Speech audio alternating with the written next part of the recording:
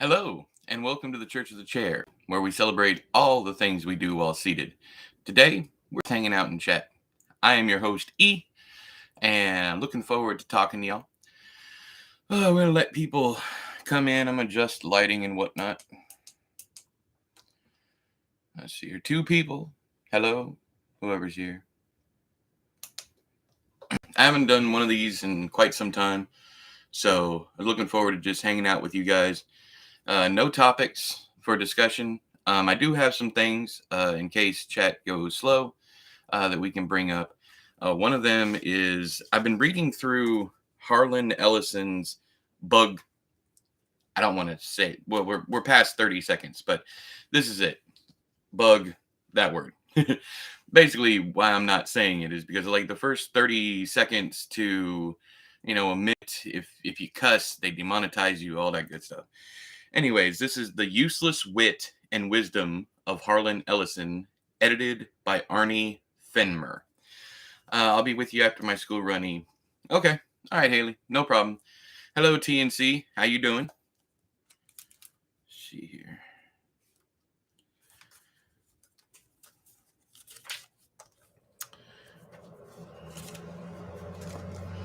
Let me turn my air off. It's already cool out here.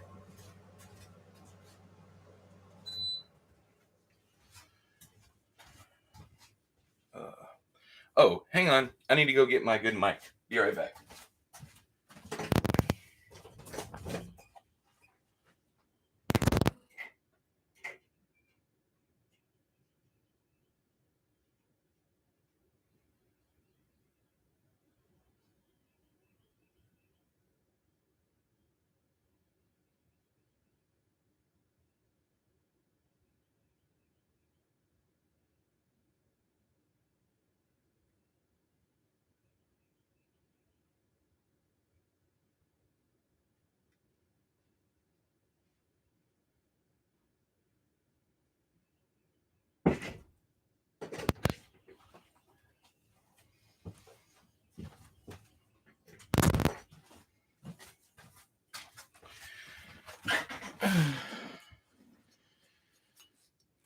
Let's see here.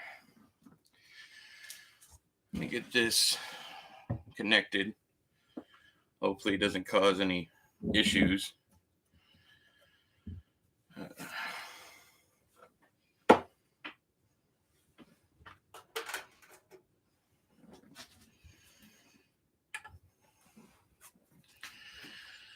Let's see.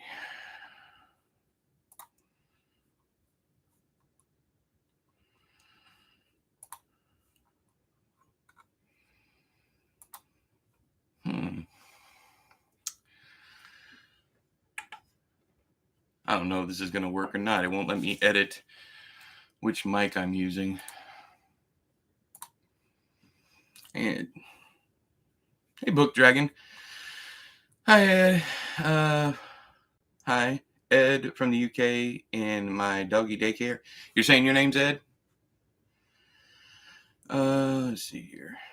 I got to take my walk. I'll be back after, though, if you're still streaming. I'll be here for a while because I have a doctor's appointment today, and I'm trying to keep my mind off of it. I got some news. I don't want to worry anybody, but yeah, I'm having a test done after my lab work came back a little abnormal. So we're going to find out today, and to keep myself from being too anxious, I am here streaming. So let's see here. There's got to be a way. Hey, yo, what's up, Young Tane? How you doing? How you doing? Thanks, Ty. I can't believe they won't let me change my mic. Thank you, Brian. Appreciate it. Customization, redirect, trailer. Nope.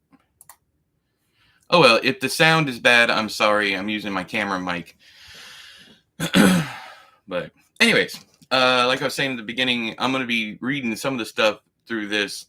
It's just quotes. They're public quotes from Harlan Ellison. I don't think there'll be a problem with copyright, but see here. All right. Again, this is Bugfuck, and it is The Useless Wit and Wisdom of Harlan Ellison, edited by Arnie Fenner. Fenner. Cool little. This is on the underneath the dust jacket. It says, "It is a writer's obligation to go to bed angry, and to rise up angrier the next day." Let's see here.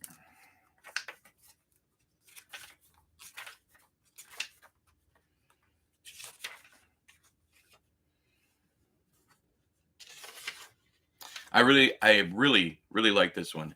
"I hate being wrong, but I love it when I'm set straight."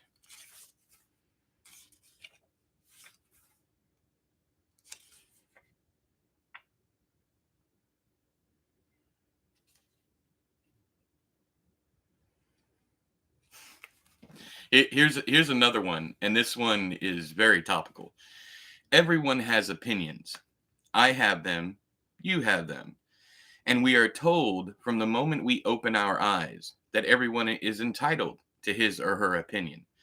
Well, that's horsepucky, of course. We are not entitled to our opinions. We are entitled to our informed opinions. Without research, without background, without understanding, it's nothing.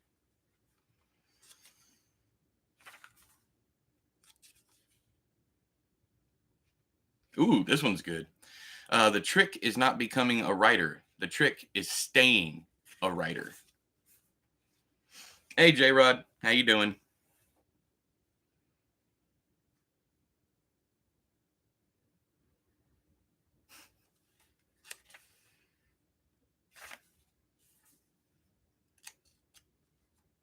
Doing well. That's good.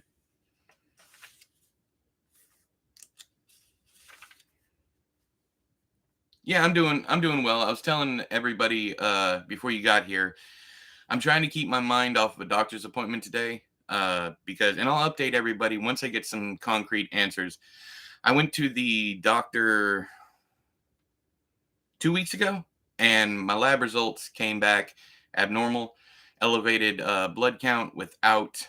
I don't want to scare any of you guys, but I'll just go ahead and relay to you the information that I have right now. Elevated red and white blood cell count with no signs of infection. Usually, typically, that can mean cancer. It can also mean rheumatoid arthritis. And if you know anything about me, you know my back's messed up. And I have arthritis up and down my spine from multiple back surgeries. So we're hoping that's what it is. But also, my blood is too thick. Probably all that gravy. Anyways, but my blood's too thick. So I'm going in today to find out what my lab results are at the cancer center, and also to have my blood drained like I'm Keith Richards or something. They are literally going to thin my blood by draining it out of me. Yeah, it's going to be fun.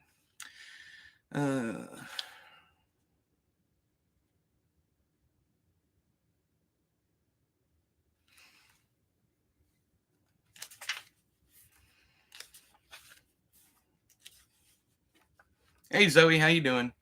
I haven't heard of that before. Neither had I until I talked to my oldest sister, and she said that her husband has been having his blood drained 4 times a year for the past decade. But yeah, so basically medieval medieval stuff, basically going in for leech treatment. This is fucking weird to say the least. 1800s leeches, yeah. Just here staying up late. Where are you, Zoe? If you don't mind me asking, where are you in the world that you're that it's late over there?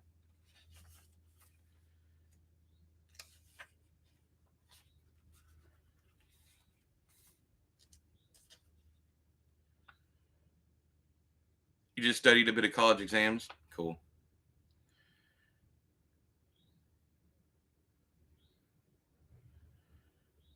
Here's another one. Philippines? Cool. "I'm not a philosopher or a deep thinker. I just have a good eye and watch what goes on around me. I try to turn the mirror of reality slightly to look at things from a little odder viewpoint. I like that one a lot.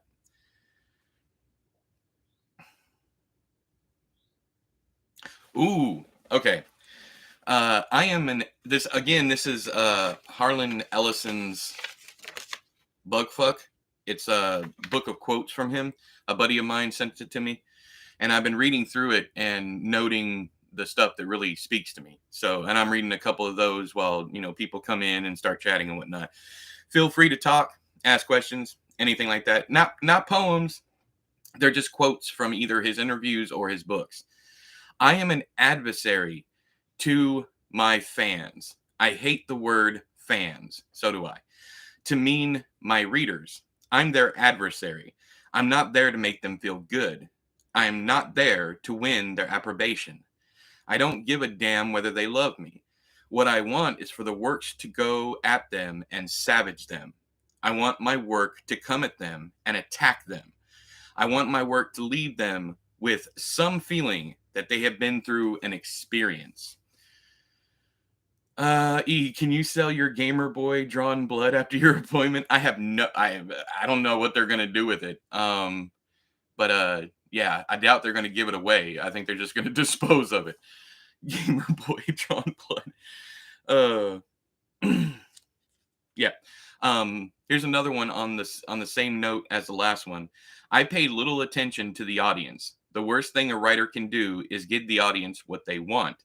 The more you give them what they want or what they tell you they want, the less you are true to your muse. Yeah, I don't care for H.P. Lovecraft at all, Zoe.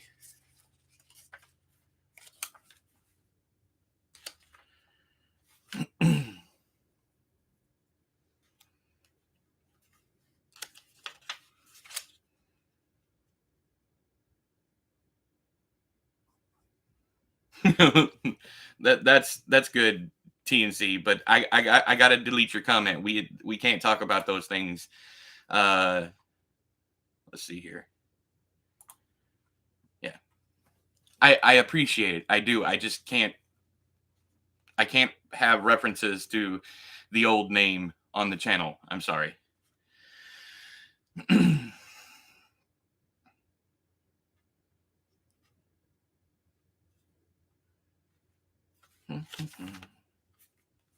You're fine. You didn't know. It's perfectly all right. Perfectly all right. It's a contractual thing. So yeah, I can't have any references to the old name. I can't have any references to the old books, any of that. Especially not the second one you noted. That's the whole reason why I can't.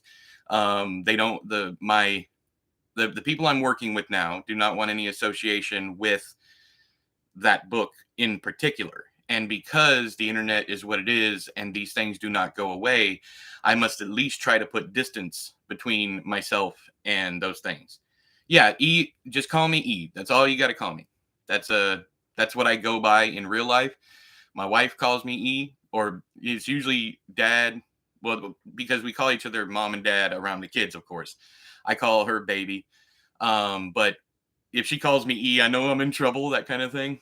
Understand? You're oh no, you're saluting. I thought you were face palming. You're saluting. It's all good. All good.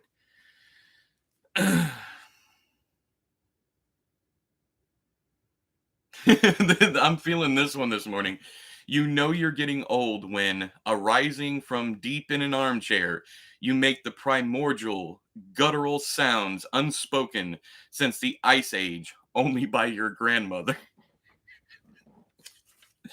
uh, let's see here. I can't wait for the reveal the new name. uh, it probably won't be happening because I can't distance myself enough from it. So we'll see. But if anyone figures it out, I'll tell them they're correct. I've already told the two people. Two people so far have found out prior pin names of mine, and I've told them yes, that is correct. Now, well, before I said you can sign this DNA and NDA, not DNA. The dyslexia is dyslexiaing this morning. Anyways, Let's see. If you hear my tummy, I'm sorry. I just ate. Digestive noises for the win. Hey, what's up, Beard? How you doing? Why don't you ever answer your text messages? I'm just wondering. I've been hitting you up, and you're like, "Hey, dude, here's my text. Here's my number," and I text the Beard, and the Beard don't text back. What is it? What I do to you? What I do? Do I smell bad? Can you smell me through the phone all the way out there in what, Kentucky?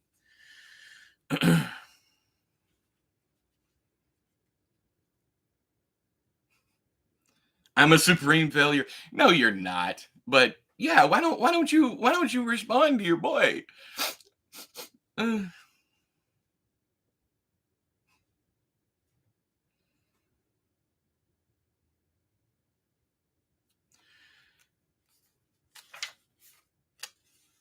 oh, this one's good. This one's real good. Uh, if you're religious, plug your ears for a second. When belief in a god dies, the god dies. I like that. Yep. Here's another one on the same topic. I'll defend to the death your right to have religion, but I'll defend to your death my right to have none. So good, so good. Ayo, it's Landon, dude. I watched your videos when I was just getting into horror books. That's awesome. That's awesome. I always love it when people say they've been watching Landon.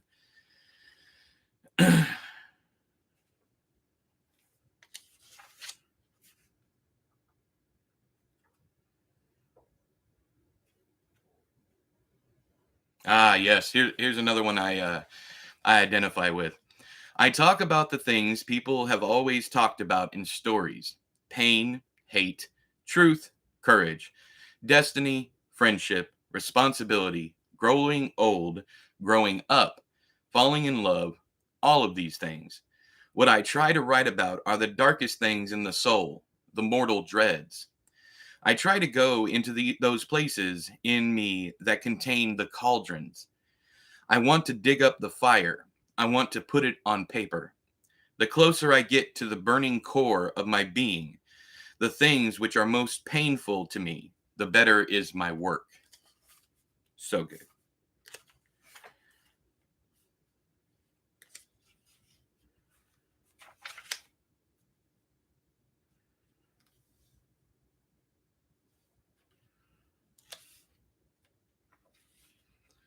Who's that author? This is Harlan Ellison.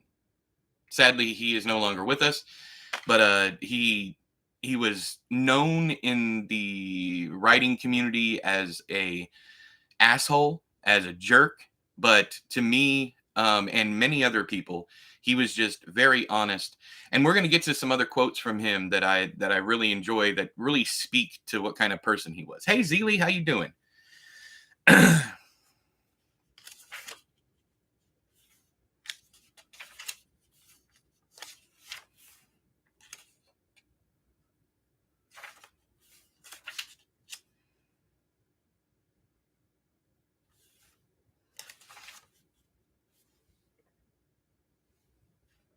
I propagate honesty, mostly in criticism.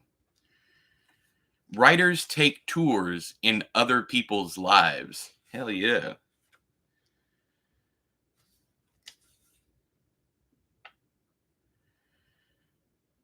This is from, hang on here. I thought this quote was from Donna Tartt. Someone shared this on Twitter and said she's the one who said it. And she might have said it in an interview. She rarely gives interviews. She's reclusive like Thomas Pynchon. But this one, I thought, yeah, I thought it was from Donna Tartt, and she might have been quoting him, or she might have just had the same idea. It happens all the time. A writer may have a message, an emotion, a philosophy to impart in his fiction. And these are the most marvelous kind of serendipity. But his first job is to entertain. To inform comes second. To entertain comes first. And I believe the quote from Donna Tartt is, an author's first job is to entertain. Oh, Donna Tartt's amazing. You please read either Goldfinch or The Secret History. I say The Secret History. I haven't been able to finish it, but other people say it's her best novel. I think it's The Goldfinch. I have it right here, Goldfinch, and here's The Little Friend, and A Secret History is above it, because I was trying to read it, and I decided I was going to move on to something else because I wasn't feeling it. Yeah, The Goldfinch is immaculate. The movie is absolutely terrible. But anyways, if you haven't read Donna Tartt, go try her out. I highly suggest staying away from The Little Friend, which is her second novel. There's some plot inconsistencies and some issues that I am surprised are in there, because The Goldfinch was so good. Who wants to talk about Stephen King? Not right now, because that rabbit hole goes deep. Maybe we'll talk about him later. Okay, here we go. Here's my favorite part. Okay. This is a section of the book called On Hecklers. So he used to do a lot of public speaking. I used to do a lot of public speaking. And this one is hilarious to me. On verbal abuse, sued once for verbal abuse when the judge in small claims court demanded that Harlan repeat what he said on a public street to the plaintiff. Ellison responded, "Are you sure you want me to say it openly in court?" Upon remonstration that he must repeat it, Harlan said, "I called him a putrescent diphthong." After repeating it several times to the startled jurist, said judge demanded to know why Ellison had called the guy a putrescent diphthong, and the author replied, "Because I knew, Your Honor, if I called him a fuck-headed asshole, he'd sue me for verbal abuse." The case was dismissed one gavel bang later. Ooh, so good. Sorry. We'll get there if you want to. It's usually I've spent the past 5 years talking nonstop about him, so the conversation has gotten old for me right now. So if we can talk about something else for a while, I'd appreciate it.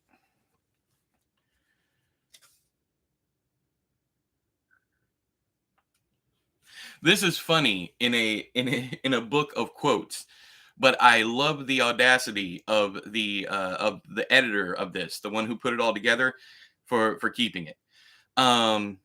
Quotes like quips are fart facile fakery, feckless, fraudulent, smiley but stinking.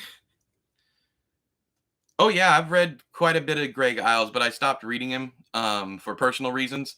I was, I don't know, about 200-300 pages into Mississippi Blood, I think it's called. I don't know. I have all of his books packaged away. I loved the what was the Pen Cage, that series. I loved it up until the last book. There's a line in the book. It is not conversational. It's not dialogue. It is in the narrative, and the line says, uh, it's a black person holding the main character from behind, and the main character thinks, "I think I knew it was a black person because of the smell. Not, it wasn't that it was bad, just different."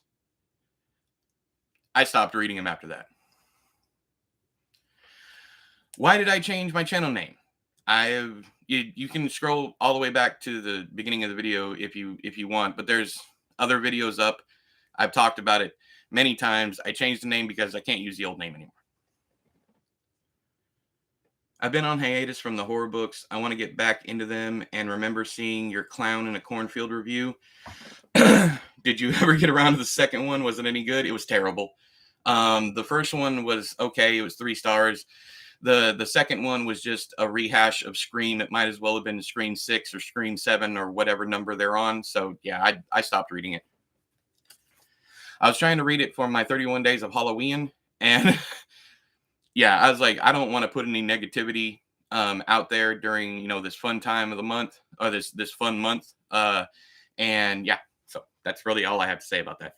I got 2/3 of the way through. And it was just repeated content after repeated content. Yeah, Scream 2. Yeah, definitely. It's and some Scream 3 is like he mashed together Scream 2 and Scream 3. So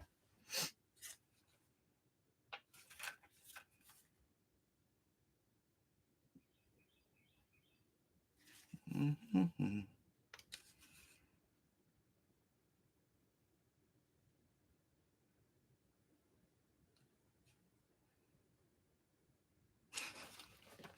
This is a funny bit of wordplay. I'm not that gracious, and if I'd ever wanted to be brief, I'd either become a poet or I'd have either become a poet or taken up selling Fruit of the Loom underwear.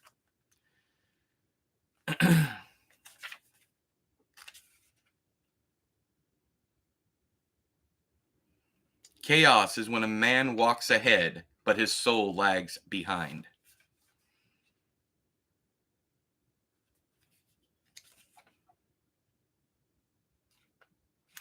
Anyways, Gregor, if you want to watch the old videos, you can join the Discord, copy the links, and then leave the Discord if you want. The link is down there in the description. So, yeah. It's up to you what you want to do, but the old videos are out there. They're just not on the channel. You can go binge them to your heart's content.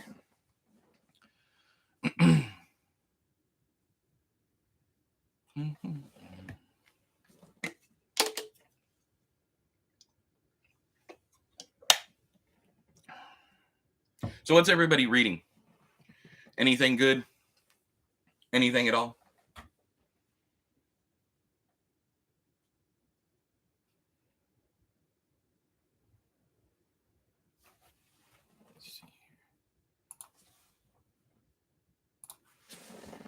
Currently reading Desperate. Yeah, yeah. I saw that one on Discord, I think. You still enjoying it? I've been reading slow these days. Yeah, me too. I've only been reading big books, and it's been taking me about a month to get through a book. Right now, I'm working on, let's see here, The Tale of Genji, which is 1,200 pages long, and also working on The Deluge by Stephen Markley. Just about to start the banned book shop of Maggie. Hey, did you get it because I mentioned it? If you did, that's awesome. But I just got it. It's one of the books me and Shill are going to be reading. Just checked out the audiobook for The Spite House. I have not heard of that one. Octavia Butler's Xenogenesis trilogy. My wife is reading. Wow, I completely blanked. It's Octavia Butler. Can't remember the book. Can't remember the name of the book. Kindred? Is that correct? It might be Kindred. I might just give Nosferatu a reread. Hey, go for it. It's probably my. It's not probably. It is my favorite book from Joe. Yeah, Kindred. Thanks, Beard. I've been putting it off as my glasses is a degrade to my current eyesight. I'll just wait to get a new prescribed one to read it all the way through. Just have you thought about audiobooks? And do you read on Kindle? Because Kindle, you can, well, any e-reader really, you can change the size of the font. I don't know if you enjoy reading like that, but it's just something to think. I mean, something to consider if you haven't already, which you might have. Yes, you did. Cool. I'm reading Finders Keepers. Want to read all 3 Hodges books before Holly comes out. Jimmy, make sure you read If It Bleeds also, the novella in the titular collection. Yeah, Kindred. Hey, by the way, hello business. How you doing? Kindred is her most famous. Yeah. I've read something by her, and I can't remember what the name of it is. It might be the first in the Xenogenesis series. And I think I didn't continue on with it because I wasn't in the mood for a series at the time. Don't forget, yeah, and The Outsider. Sorry, and The Outsider. Definitely The Outsider, because The Outsider ties into it. Well, If It Bleeds ties into The Outsider. Whereas you can probably read those. It's almost like he's working on a new trilogy or he's doing a new trilogy of Holly books, because you had the Hodges trilogy where she pretty much, supporting character. She's my favorite Stephen King character ever. But anyways, after that, there was like a whole new thing that ties into it and Dreamcatcher and Tommy Knockers and all that stuff. Um,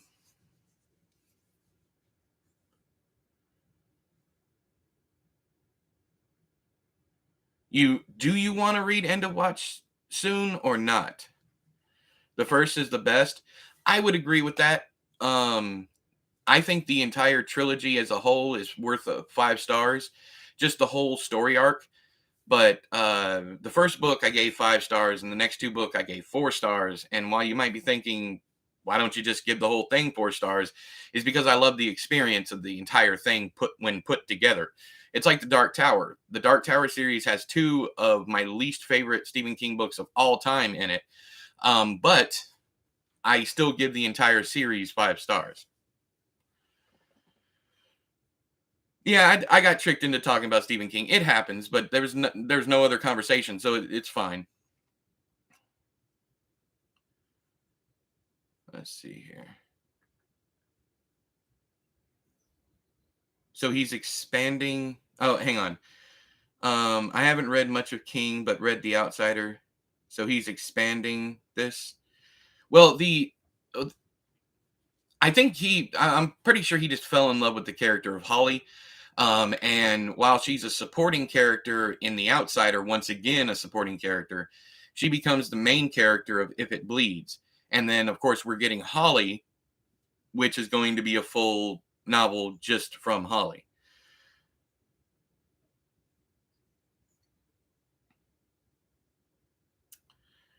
I meant Dawn from Xenogenesis, but I like your review. Ah, okay. Hello, Haley. Welcome back. Welcome in.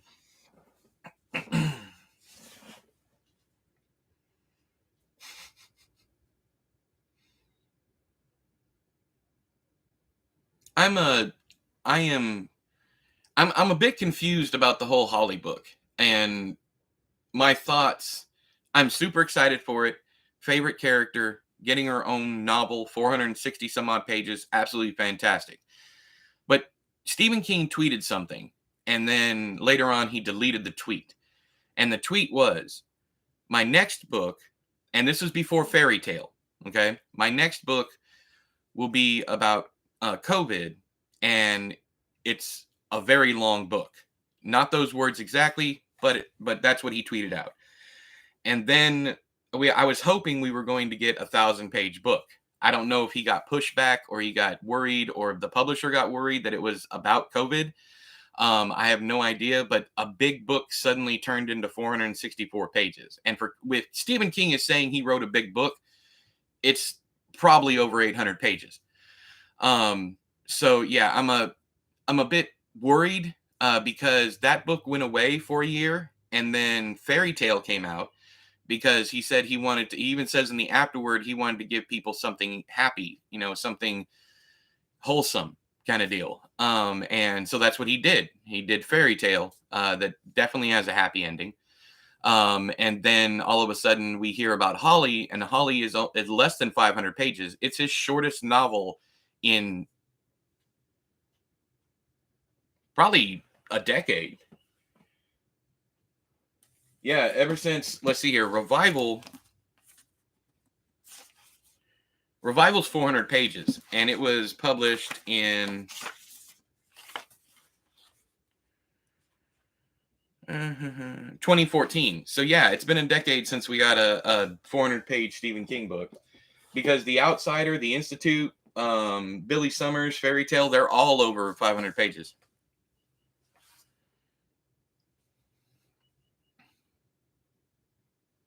See, this is Zoe. This is one of the reasons why, if you're curious, this is one of the reasons why I didn't want to talk about King, because someone inevitably always brings up his politics, whether they agree with him or disagree with him. And all I will say about that is art is political. The period. And Stephen King has always done this ever since Carrie. He has written, the time. Exactly. He's always been political, to be fair. But nowadays, people, I mean, shit, look at The Dead Zone. It is all about politics. That entire book is about politics. So, why is a pandemic boom problematic? I don't know. I do not want to talk about this. Like, I don't want that. That's one of the reasons why I'm glad that the Stephen King content is gone.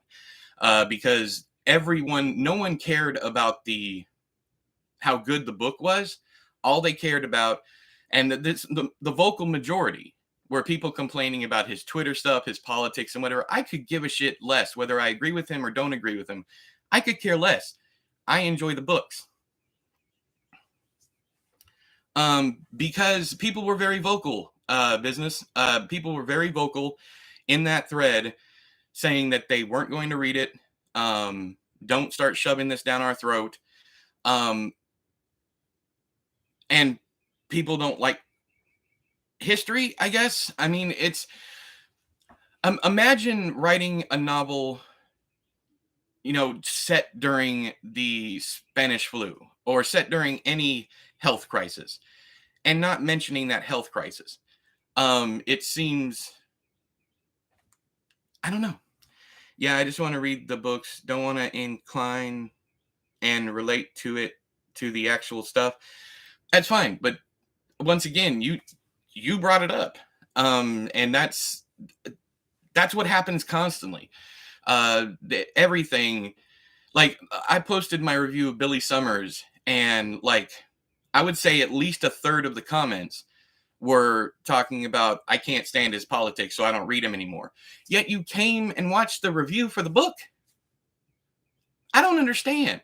It's like people are so focused these days on what they don't like instead of what they do like. And that is a horrible way to live. That's how I feel about it. I mean, if you're only focused on the hate train, if you're only focused on the negative, what makes you happy? Is being hateful making you happy? Is being negative making you happy? I know it didn't with me. I used to post rage reviews all the time. They didn't make me happy. They made me sit back and look at what I was doing and look at the people I was surrounding myself with. And I didn't like it at all. And there's very few people I still talk to from back in those days. And the vast majority of them turned on me first. And it became a very toxic situation all around. And I'm just glad it's over. Damn straight. I'm here for the story. Exactly. So, I'm back. Sort of. In a minute, I'll finish my exercises, but I'll have my headphones on, so I'll stay here. Cool. I read The Stand during the pandemic. The spreading part was extremely, yeah, exactly. And that is just another thing, when he does something, he usually tends to get it right. And he tends to handle it with care. But anyways, but yeah, but like I said, it's an inevitability when I bring up Stephen King nowadays that someone brings up the politics, and I don't want to talk about it. I don't.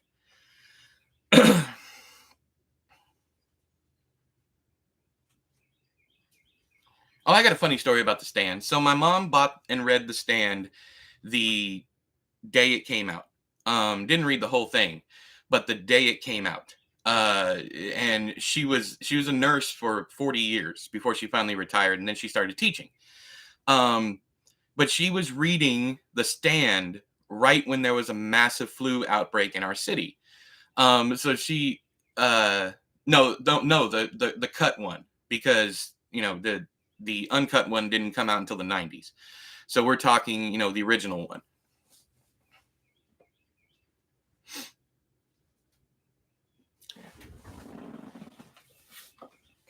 This one right here.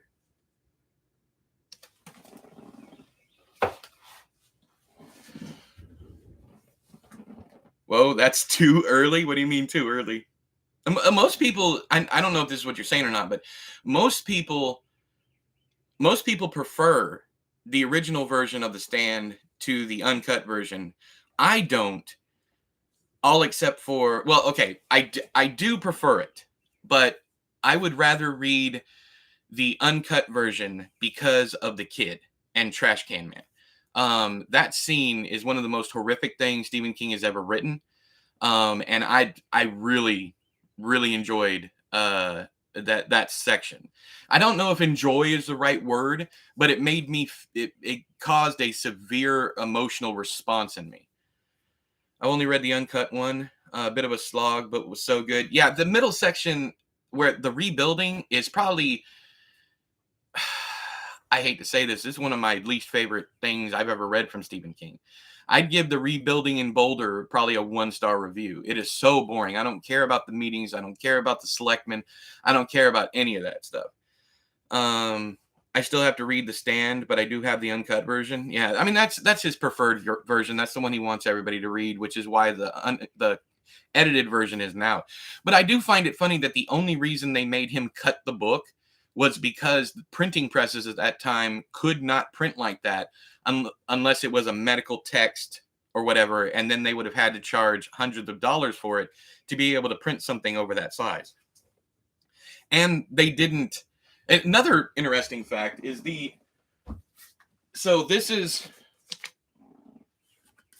I know what y'all are going to say, it's a book club edition, but it's not. So the original first editions of his books, all the way up into Night Shift or the Dead Zone, something like that, were book club edition size. They were smaller, and the reason why is because they didn't believe in him. They thought he was just a horror author. They didn't want to pump a whole lot of money into horror, so Doubleday was like, let's just make one edition and then stamp book club on some of them, and then release the other ones. So his original 4 books were all book club edition size. And my first edition of Carrie isn't here. It's in a lockbox. If I don't know if you guys are aware, but I lost my mother's entire Stephen King collection, and then the collection I rebuilt. I've lost my Stephen King collection twice, and they were both complete at the time. And the reason for it is hurricanes, literally. There was Opal in 95. We had just got through moving from California to Alabama, and all of our stuff was on my brother-in-law's flatbed trailer. He was a trucker. When we got there the exact day, like 2 hours from landfall, and all of our stuff, we had to leave all of our stuff on the back of this thing, and there was nothing but a tarp over it. Now it was completely tarped, water couldn't get in, but when we came back, everything was gone. We literally, no exaggeration, we found our sofa, our couch 3 blocks away in the middle of the street. Hey CJ, how you doing?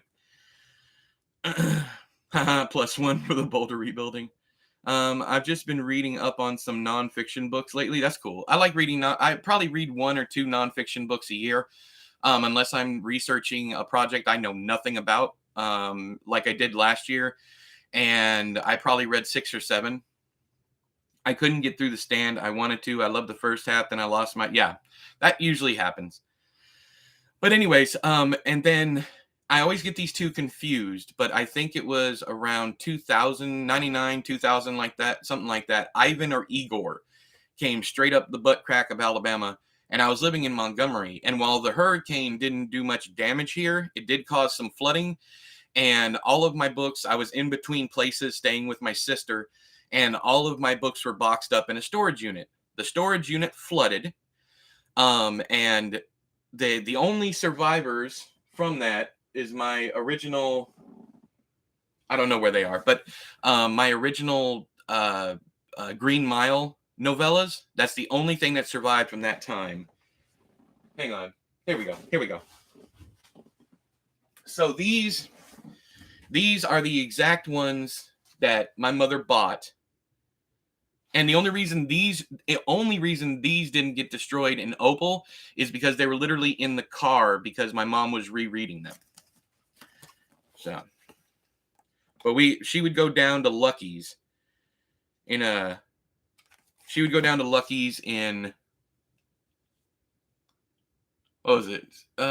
San Bernardino, I think it was. But she bought these on wire racks. So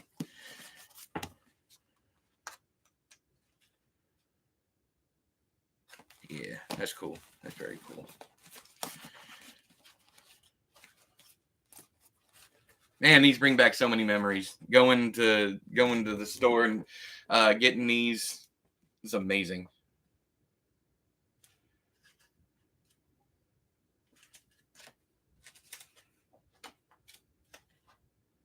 As even if you open up the back, there's even some, I don't know if you guys can see this, probably not, but it's cut off on the side here. There's even printing errors in it. That's so cool.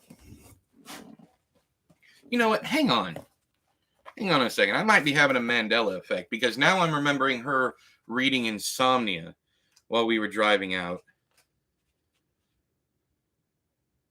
Yeah, first printing. This is a first printing, March 1996. So they didn't survive. They didn't survive Opal because they weren't out, but they definitely survived because they were up on top in a box that was stacked on top of another box. Unfortunately, underneath them were Dean Koontz books.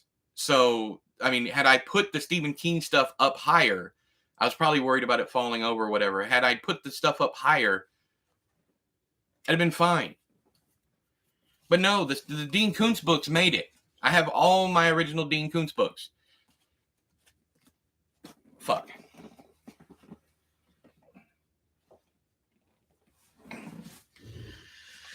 Do you write full time or do you have a job as well?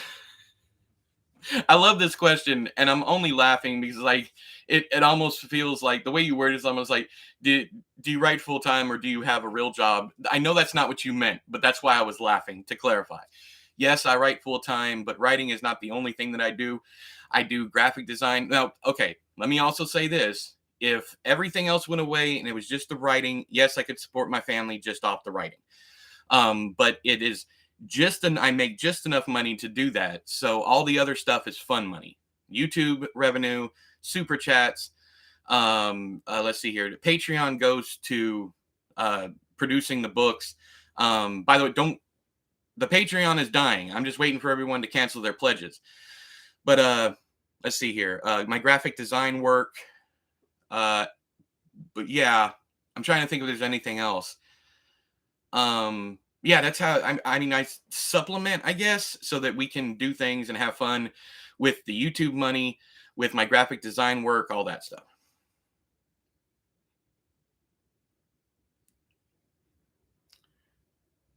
Oh, it's Gage in Church. It's my favorite one. Hang on, you guys want to see my Stephen King Funko Pops? Y'all want to see that? I can show them to you. But I stopped buying Funko Pops probably about, I don't know, 5 years ago. One more quick question. I find myself using OpenAI to not necessarily copy, but throw some ideas at it and use it as a springboard. Have you thought about doing this? I'm going to answer honestly, Dead Planet. If you don't know me, I am brutally honest. I never have any problem with ideas. Now, anybody who uses it for that, more power to them. I don't have any issue with it. If you were to just let AI write your whole book, I would have an issue with that, because what's the fun in that? If you're just using it to goof off and test things, perfectly fine. Just don't make your book covers with them, because the area there is very gray legally. But I don't have issues with like story prompts or ideas or any of that stuff. In fact, I end up getting in trouble because I have too many ideas at one time. I am 42 years old. I've written over 100 novels. I have written, not published, but written over 100 novels. I have over 1,000 short stories now, and probably anywhere from 30 to 60 novels and novellas and novelettes. Oh, you're fine with the questions. That's what I'm here to do is, chat with you guys. The only thing I don't really want to talk about is the old name because I don't want it to spur me and ending up screwing up and saying something like I did another stream. Luckily, no one oh, yeah, I'm very prolific. I'm very prolific. Okay, good. I don't have to break out the I was going to do it if you guys wanted it, but yeah, I'm definitely prolific, but prolific does not mean good. We need to get that out of the way right away, because I have far more in cyber prison or cyber trunk. Uh, we wanted who? Hang on. What am I missing? I see. I don't see anyone saying yes. Do I have it on live? Yeah, I have it on live chat.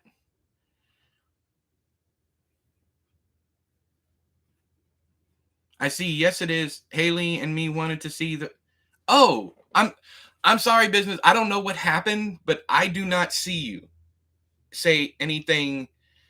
Not recently. Me three. Okay. All right. So I will go dig them out. Give me 1 second. I wouldn't mind seeing some. You can show. Okay. All right. Give me a second.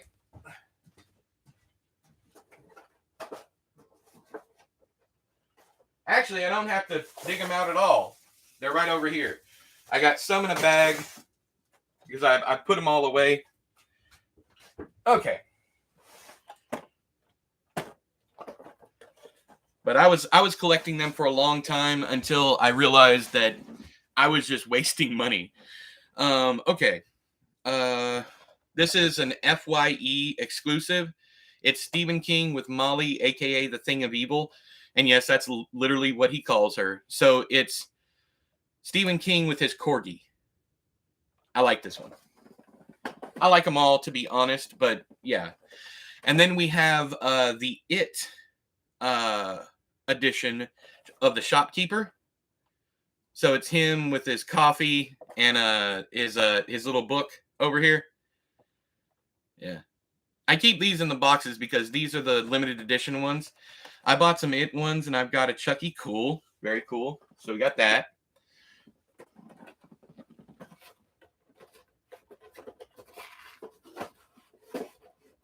All right.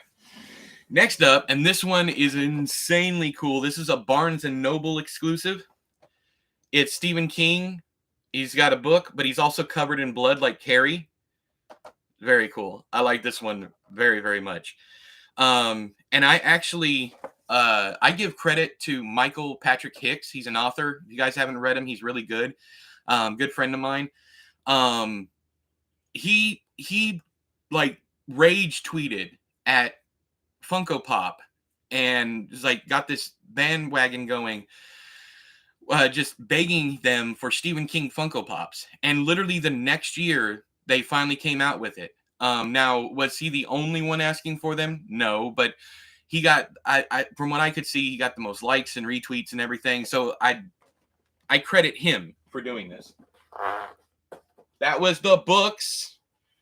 That was not my booty crack. Okay? And then we have just the regular old Stephen King. He's got a book, of course. Yeah. So, and now we get into some controversial ones.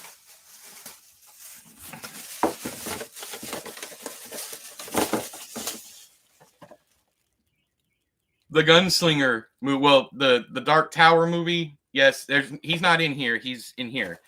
But I got Idris Gunslinger. Okay. You got the one with the guns, and then we got another one. This one with his gun down here. And a little goatee. The movie's bad. Don't get me wrong. The movie's absolutely terrible. But it is a great popcorn movie. And then we have Matthew McConaughey. Hey, all right. Matthew McConaughey. Hey, with his the grapefruit, whatever they call it, the orb. Merlin's grapefruit, is that what they called it?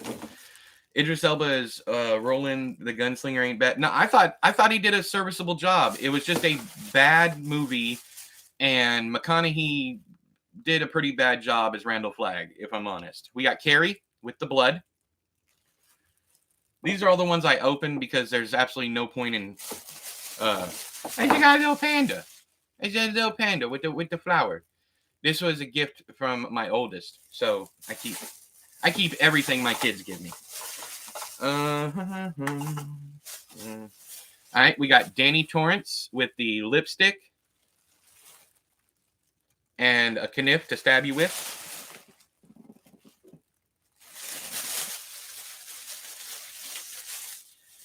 We have Jack with the little blood and him little Axie-Hoo. Axie-Doo.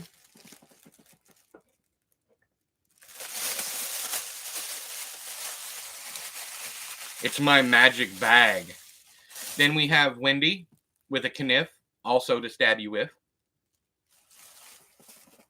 There's going to be someone out there going, does he not know how to pronounce knife? Awkward. And then we got Hannibal Lecter, which has nothing to do with Stephen King. And, of course, we got my boy Sam, because y'all know me. I love anything Halloween-y. And then there's a Jason in here, just a random Jason. Used to collect these two. I have more. I have a whole shelf of not Stephen King, but Pennywise stuff. I'm not sure where they are. I can go check if I can find them, if y'all want me to. Annie Wilkes should have a Funko Pop figure if there is one. I'm pretty sure there is.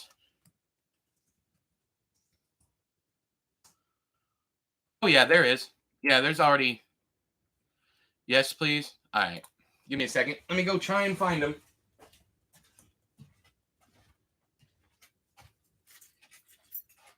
Hello?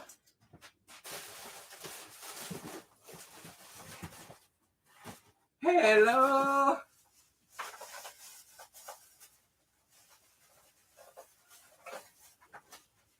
Where be you? We found them. We found them. Yay for bags of goodies. Okay. This is just a whole bag of Pennywise stuff. Just to be clear. This was made by my friend Jason. All made by hand. It is a book-accurate representation of Pennywise. Okay. Hello, Georgie. All right. I got to tear the bag open. This one is probably my favorite. It's the diorama of Georgie, Pennywise, and of course there's SS Georgie. Yeah.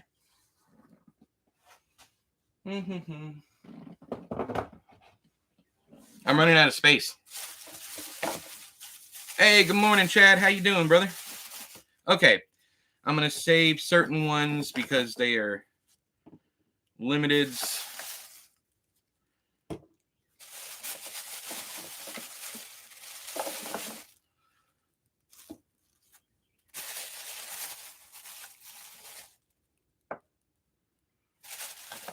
Oh my goodness. I just realized how much I actually have. How many Pennywise things I actually have. Okay. So we have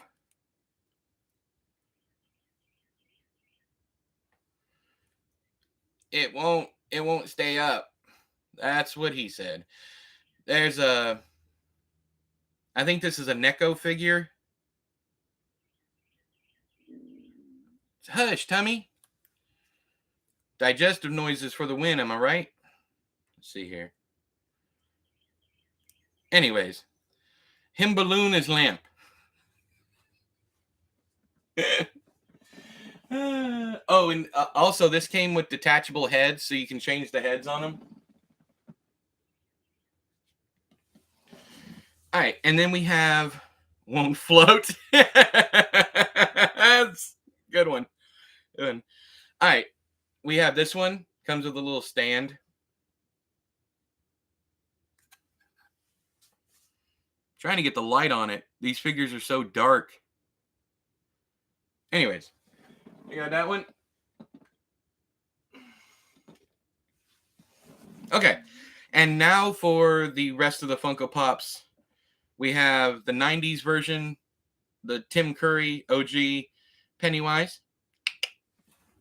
Oh, you can also see I have Demogorgon and 11 up here.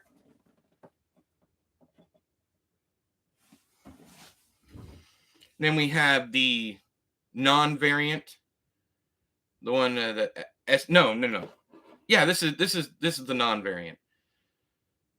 He's got SS Georgie in his hand.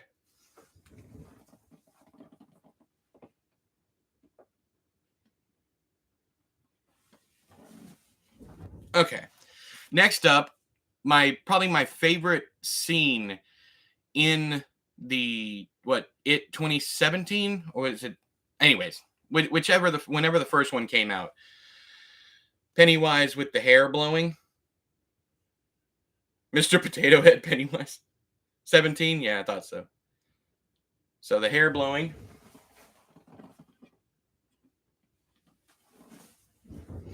All right, and then we have Gory Mouth Pennywise. Man, I spent so much. This is over $100 in Funko Pops already because actually this one right here, the diorama was sent to me by a friend. All right. And then we have Cockroach Legs Pennywise, or Alien Legs, whatever you want to call them. Clown Potato. Woo! What's the equivalent scene of that projector room in the book? I forgot.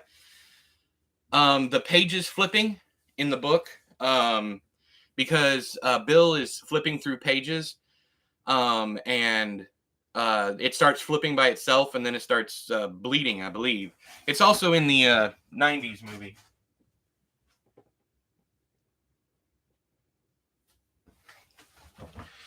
All right. Yeah, the photo album. Yeah. Exactly. Yep.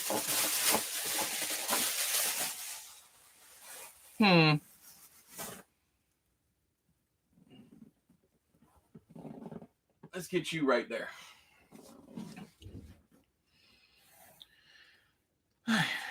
You mentioned having a ton of ideas for different books at once. Do you ever try to throw some of those into the book you're already working on to try and scratch it? Oh, yeah, definitely. I do that quite often. If I can make it fit, I will try and make it fit if something's happening. But it usually happens naturally. I don't force it. I don't be like, oh, well, this would be this idea for this other book would go great in this book. Usually what happens is it's already on my mind. So while I'm writing, it just ends up in there.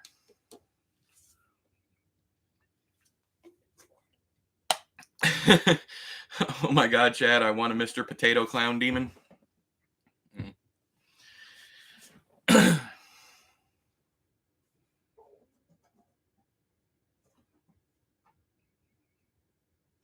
There's something on my roof.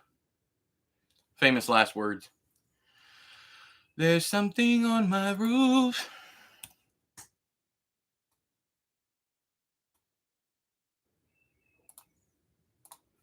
Shut up, Tummy. I know you ate.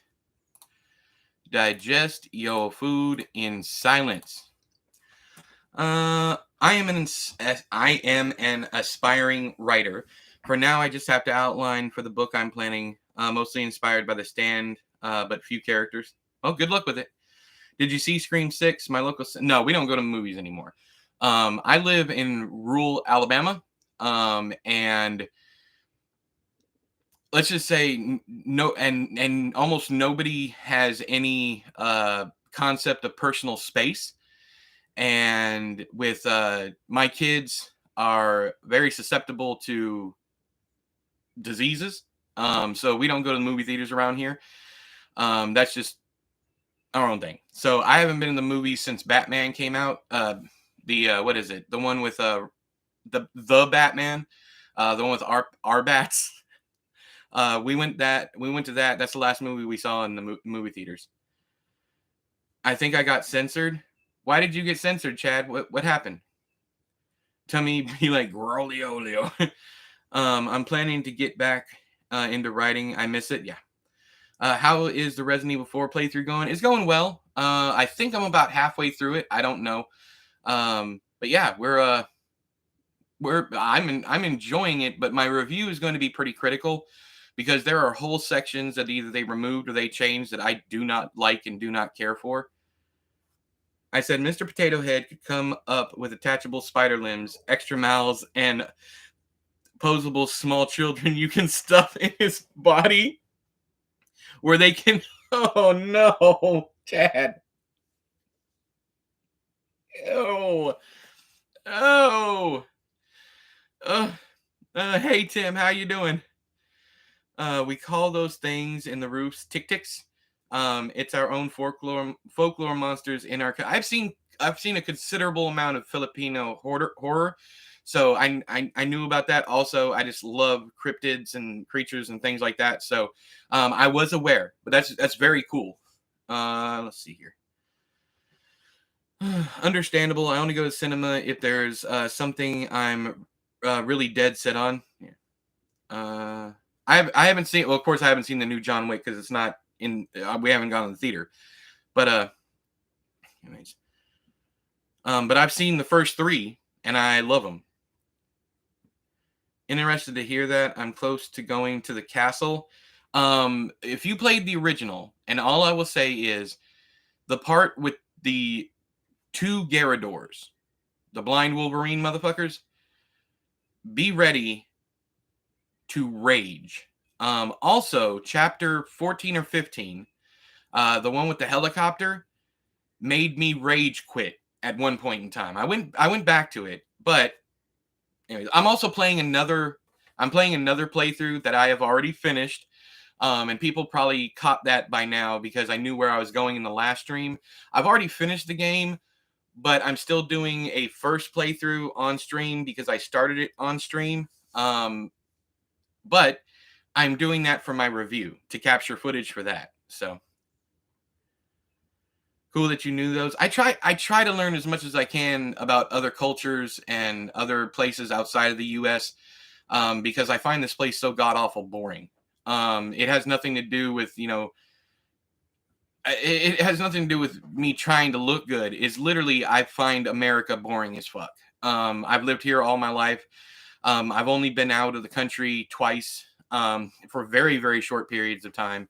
And yeah, I like other cultures and communities and stuff like that. So I really also, I don't want to piss anyone off unintentionally. Like I don't want to say something that is considered offensive. Now, if I'm trying to offend you, like in a book or because I'm angry at you, I could care less. But I don't want to needlessly offend anybody.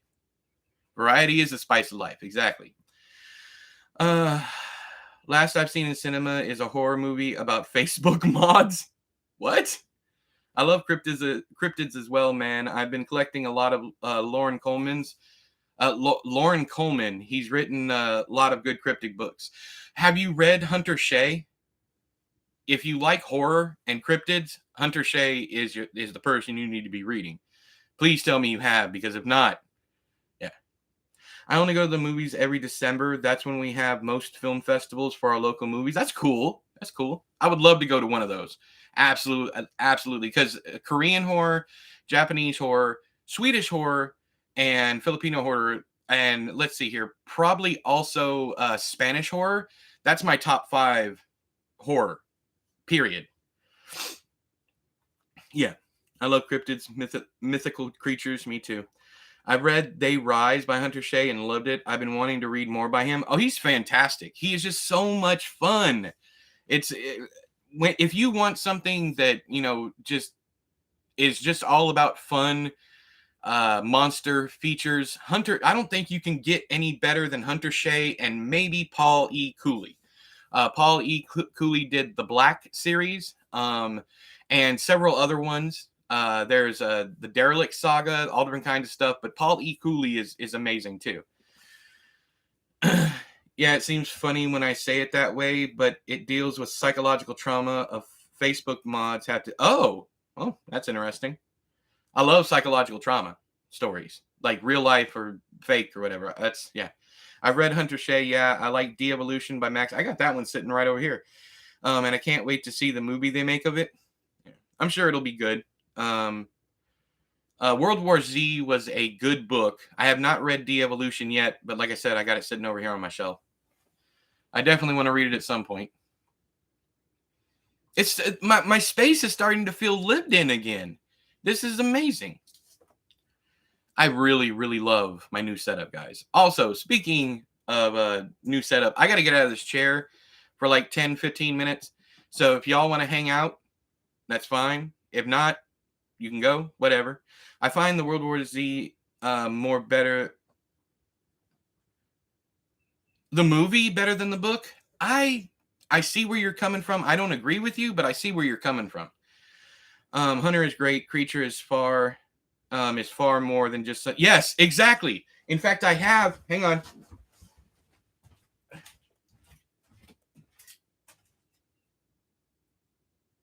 Where are you?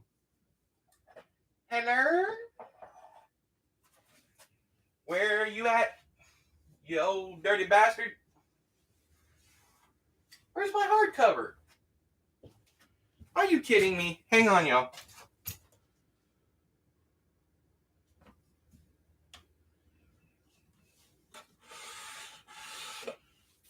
Ow. I can't find it. Anyways, I have a signed it's the only one I've done this for hunters. I have a signed hardcover that Hunter was nice enough to sell to me. So, it's the only one I think it's the only small press hardcover I own, I think. Didn't like World War Z because there was no zombie gore. Fair enough.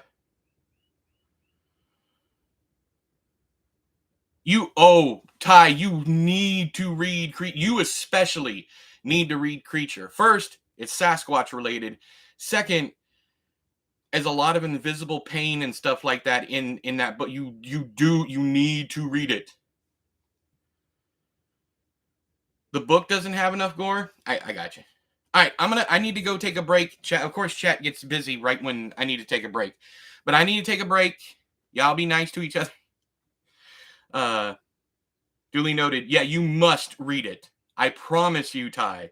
I promise you, you're gonna love it. I'll be back.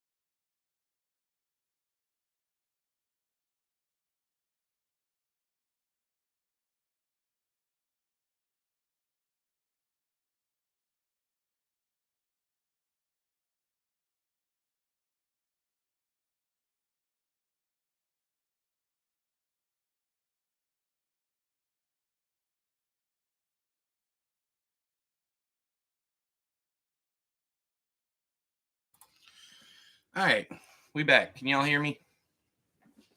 Making sure I'm not muted.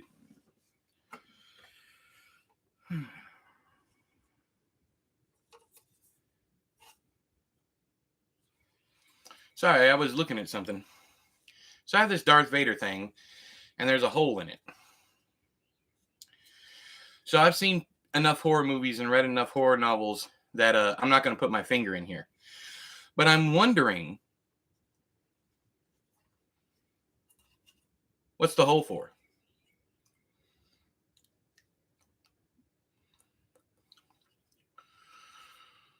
What is the hole for?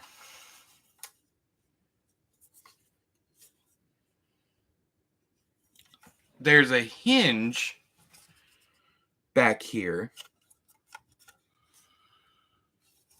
I'm wondering.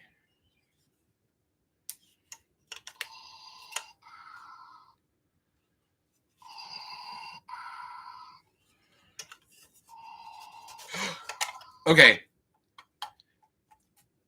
His head comes off. It screws off. I have never actually played with this thing, and he makes noises.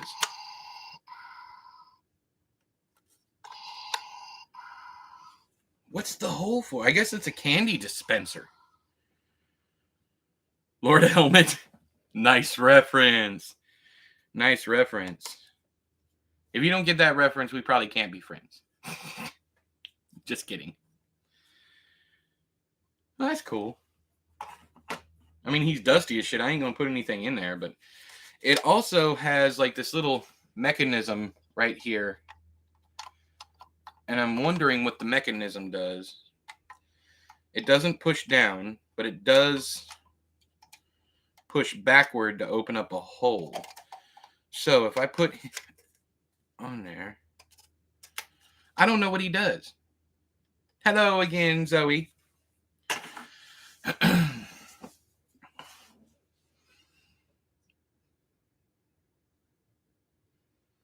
No, it's not a pencil holder.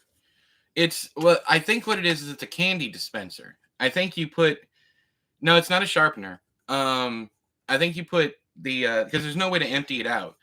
But I think you put the candy up here, and then it releases somehow.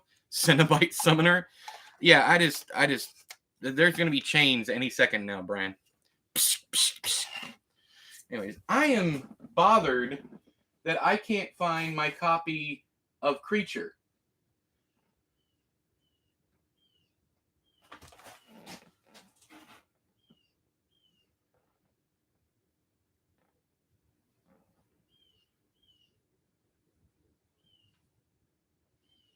I am very, very bothered that I can't find it.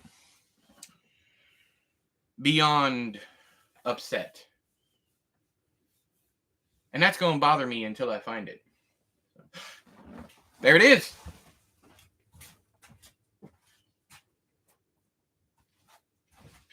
Yeah, if it was a snake, it would have bit me right on my testicles.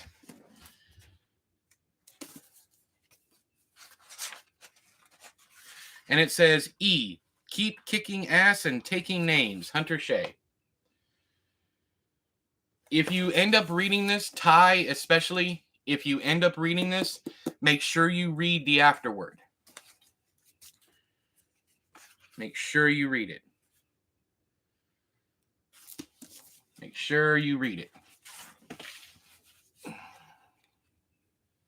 Let me put on my reading glasses here.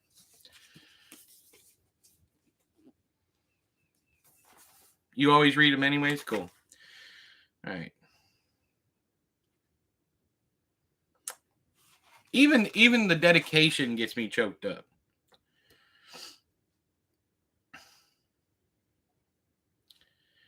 Kate Woodson was dying, and her executioner was her own body. So good. So good. So good. I like wearing these, especially with my ring light, because it looks like an eyeball. One-eyed alien.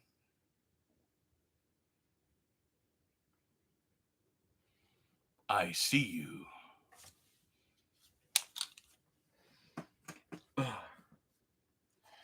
we could get real dark in here.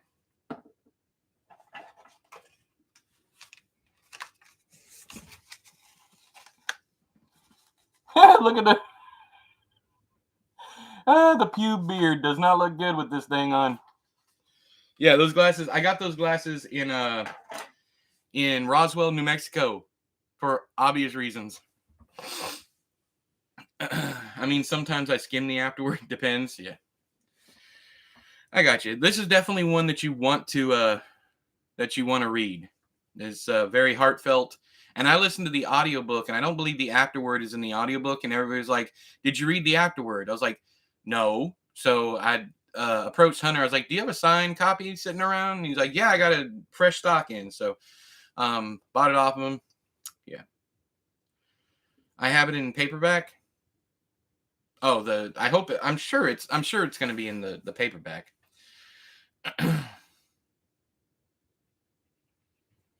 There's something else that I was going to look at. Okay.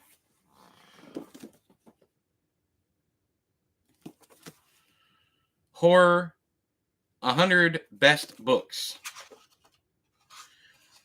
So we got Clive Barker on The Tragical History of Dr. Faustus by Christopher Marlowe.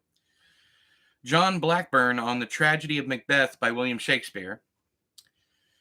Diane Wynne Jones on The White Devil, by John Webster.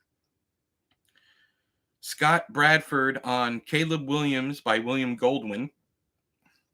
Les Daniels on The Monk by Matthew Gregory Lewis. I have The Monk up here. Frankenstein, let's see here. Yeah, Jane Yolen. It's page 35. Jane Yolen on Frankenstein by Mary Wollstonecraft Shelley. It's only 2 pages. You want me to read it, Zoe?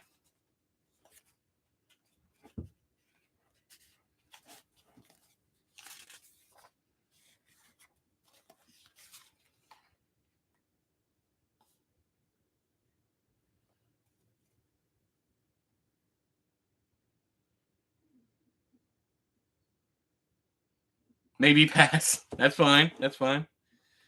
I just figured I would in case you're interested.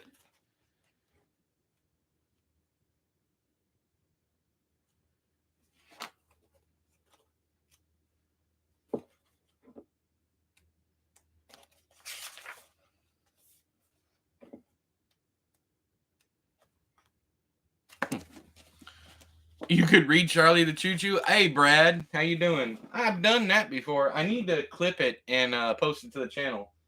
But I'm also afraid that it'll get taken down for a copyright strike, and I don't need that kind of drama in my life. During the live stream was fine because it was buried in at the tail end of it.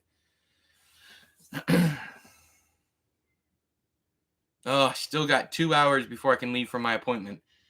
The absolute dread in my heart right now. And I will come back and I will let you guys know everything that's said. Once I talk to my family and whatever, I'll let you know. When I read The Wastelands, it made me want to read that book. Which one? T.S. Eliot's The Wasteland? That's just a poem. Or are you talking about Stephen King's The Wastelands?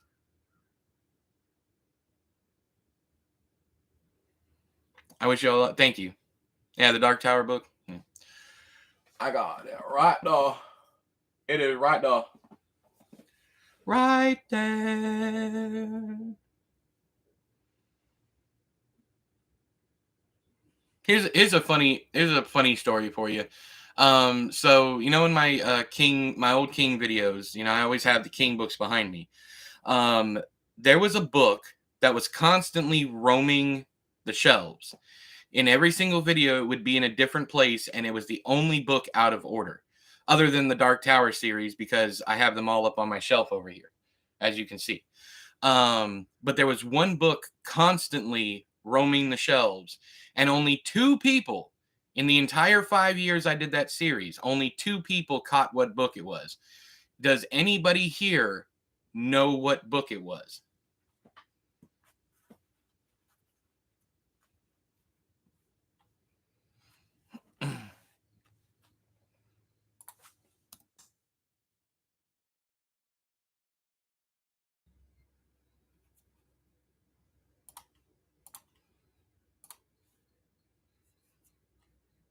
Crickets. I don't know. That's a thing in your background. Yeah, it's from the old videos, Zoe. The videos that are no longer listed. Nope, wasn't the Bachman books. I had all the Bachman books separated because I consider that a different author. I know it's not, but I consider it like a different. It's not Stephen King in that sense kind of deal. So it looks odd to go Stephen King, Stephen King, Stephen King, Richard Bachman, Stephen King, Stephen King, Stephen King. Missed the question. Okay, so back in the days when I did the Stephen King theorist and the book reviews, there was one book that constantly changed places. Every single episode, it was in a different place. I was asking if anyone knows which book it was. I don't have any prizes for you, but yeah, I just wanted to know.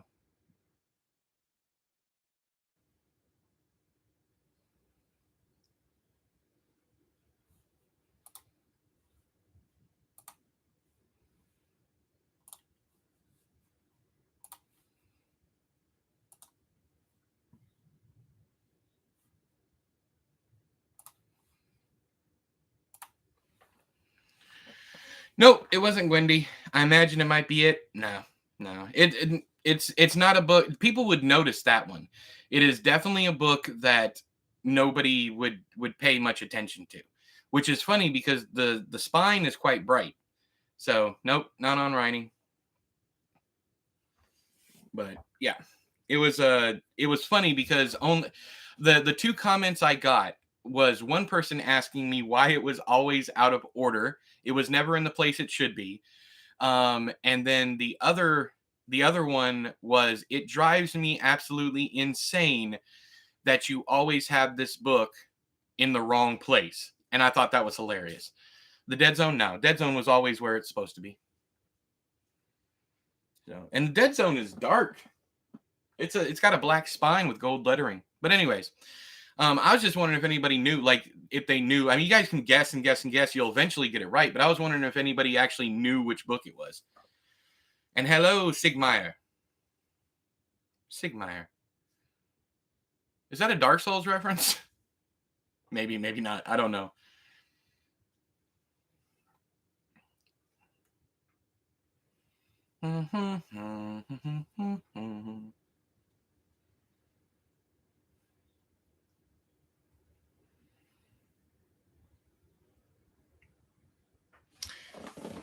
I need to. I really need to read this. This is a book I bought ages ago. I mostly read Goosebumps these days. Hey, that's nothing wrong with that. The Clocks in This House All Tell Different Times by Zan Brooks. It's a wild sounding book. Summer 1923, the modern world. Orphan Lucy Marsh climbs into the back of an old army truck and is whisked off to the woods north of London, a land haunted by the past, where lost souls and monsters conceal themselves in the trees. In a sunlit clearing, she meets the Funny Men, a quartet of disfigured ex-soldiers named after Dorothy's companions in The Wonderful Wizard of Oz. Here are the loved and the damaged, dark forests and darker histories, and the ever-present risk of discovery and violent retribution. Zan Brooks' stunning debut is heartbreaking, disturbing, and redemptive. Sounds good, don't it? I mean, just the title is amazing. In fact, I have an entire shelf of books that I think have amazing titles. Literally, all of them. The Town That Forgot How to Breathe. A whole thing over here. A whole shelf of books with unique titles. This one is America and the Cult of the Cactus Boots, a diagnostic.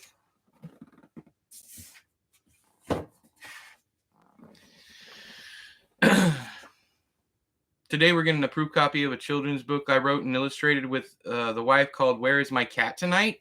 The first of many. It's all I've been doing lately. That's awesome. Sounds great. Let's see here.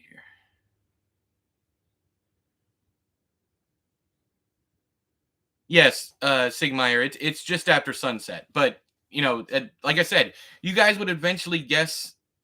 Well, you guys would guess eventually. But yeah, it was just after sunset. It was never in the right place. You go back and watch the videos, it's always in a different place. Reminds me of the house with the clock in its walls. Yeah. Okay, Chad.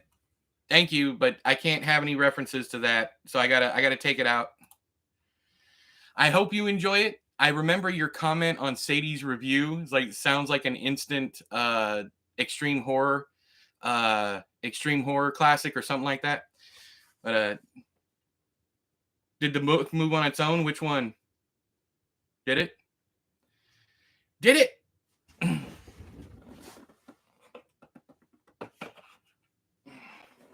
What book moved on its own? Thanks, Chad.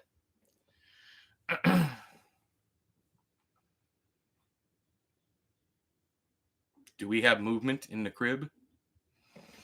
Every now and again, and this has happened on stream, every now and again, this will just start playing randomly.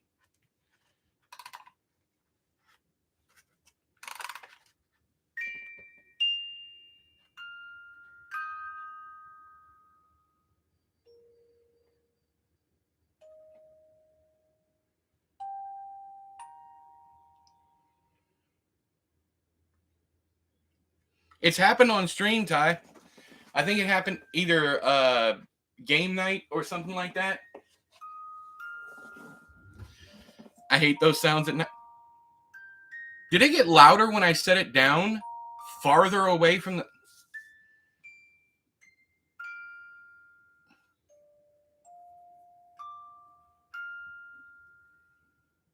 Yeah, J-Rod heard it. Yeah.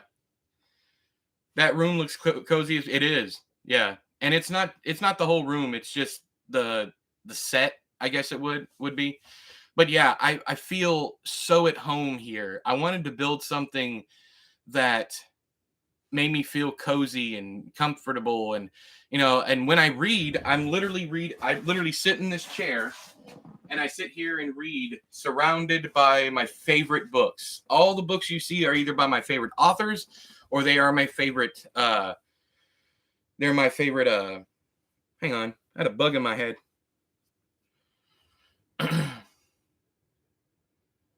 Anyways, they're either my favorite authors or my favorite books. So, mission accomplished. I'm fine with those sounds at daytime. I understand that. It does look cozy. Yeah, definitely. 100% very cozy.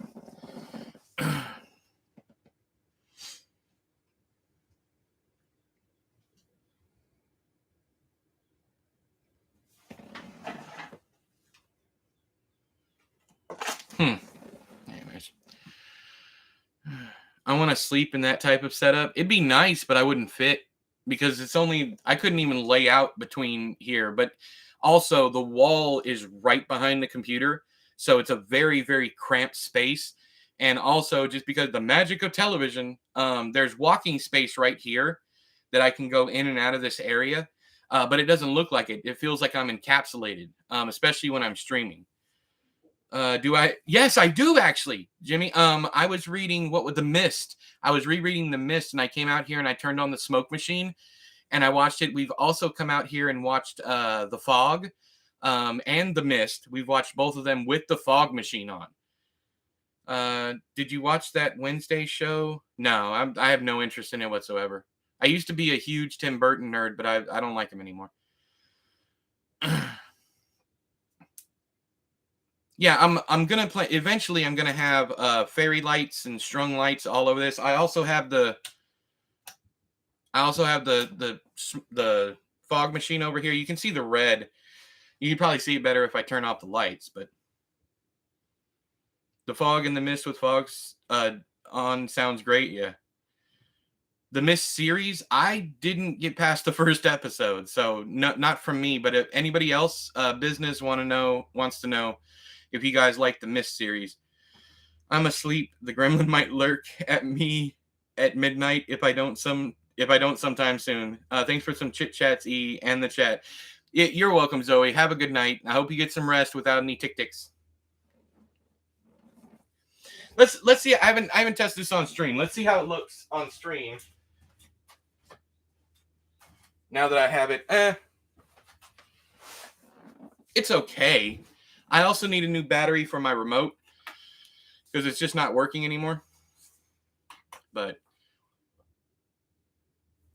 probably turn this up. Yeah, I can't change the color like I used to until I get a new battery. And it takes one of those clock batteries.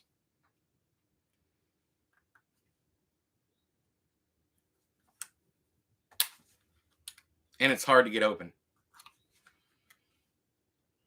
See? Takes one of those batteries.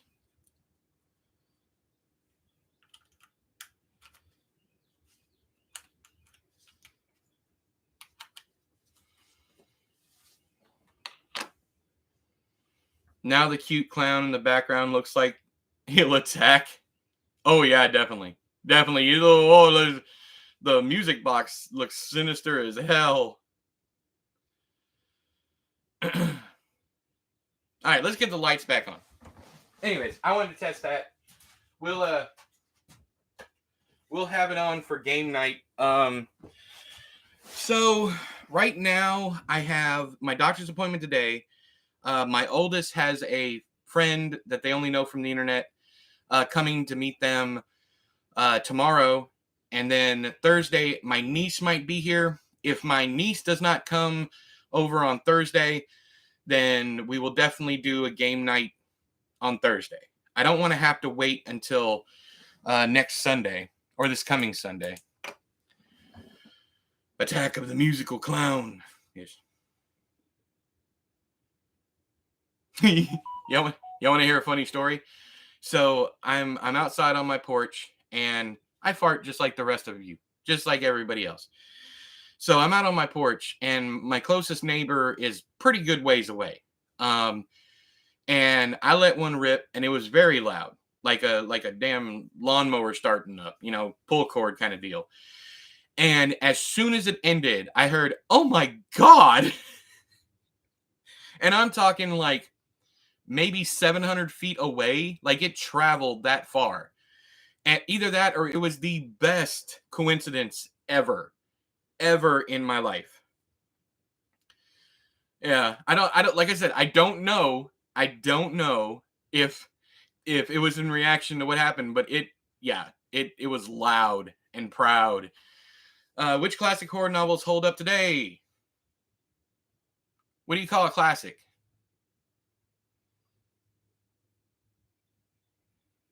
Hey, Uncanny Valley. I'm doing great. I think everyone else is doing too. It was loud and sounded angry. It all that. Yes. Sal, how far back are we talking? Pre 1950s?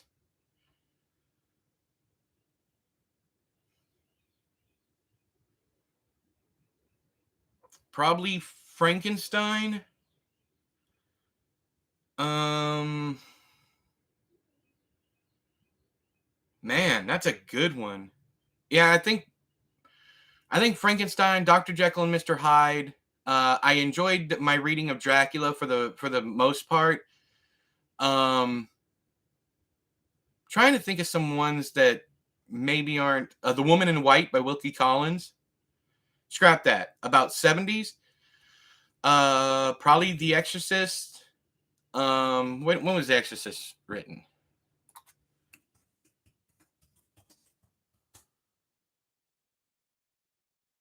Nope, 1971. Never mind. Man,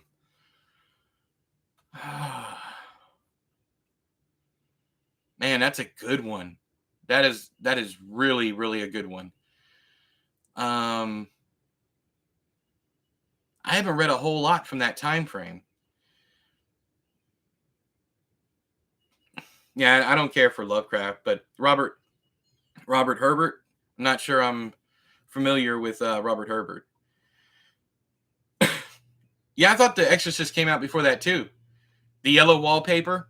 I agree with that one. I have not read the King in Yellow. What would you suggest by Robert Herbert?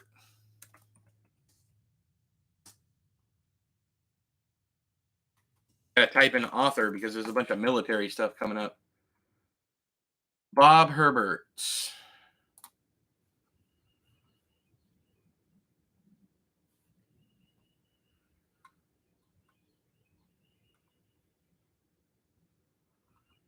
Hang on. That's not him either. Robert L. Herbert?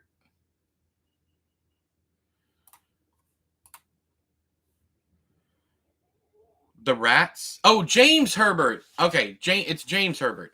I read once by him and absolutely hated it, so I didn't go back for more, but everybody tells me I need to read The Rats and Suppleture or something like that. There's a couple ones that people tell me all the time.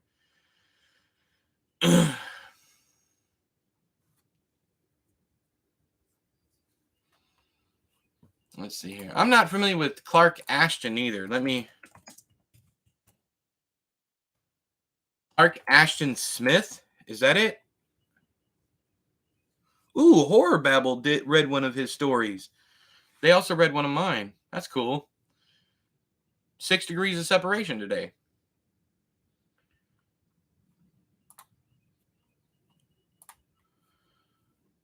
The Star Treaded and Other Poems, Odes and Sonnets, Ebony and Crystal poem.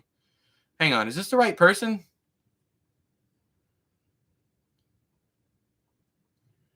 It's got to be because St. Yoshi, whatever. Rats is really good. Frankenstein is a great read. I enjoyed Jekyll and Hyde, but it felt a bit dry. It definitely did. Yeah, The Invisible Man was extremely dry. Yeah, I've never been able to finish The Invisible Man because it bores me to tears. So I don't.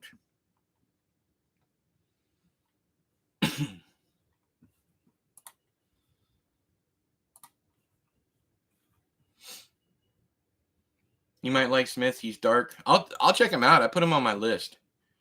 Also, we're going to be doing a series at some point in time of the history of horror.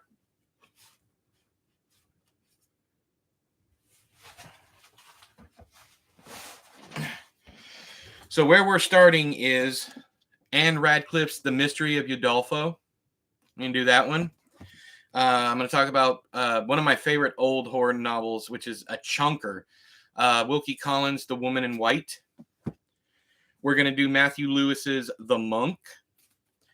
And Horace Walpole's The Castle of Otranto.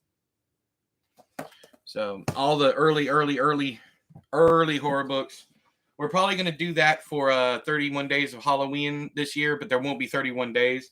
It'll probably just be a couple videos because last year's went horribly.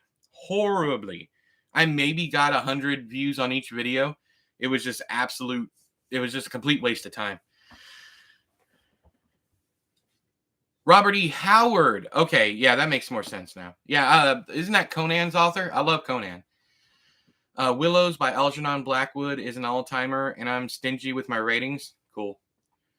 I've read some Blackwood, like short stories and whatnot, but I've never read any of the novels. Yes, books are on my TBR. What, those books? I remember an 80s movie called Lady in White. Loved it as a kid. Jimmy, loved that movie. What did Jimmy say? Oh, yeah. Okay, cool, J-Rod. I'm looking forward to it. It's going to be fun for sure. Well, I appreciate that, Brad, but now, mind you, it was an entire month worth of content. And while your guys' appreciation means the world to me, it took up so much time that I actually lost money doing that.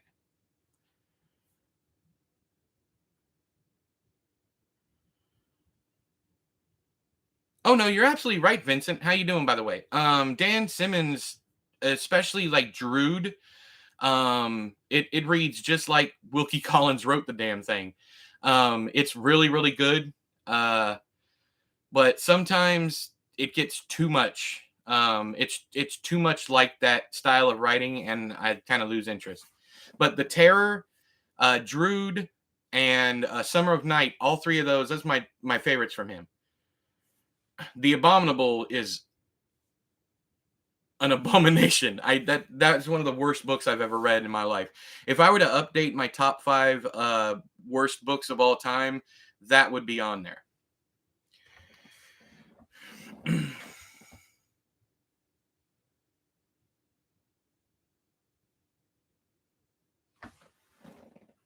Love, love, love Blackwood. That's cool.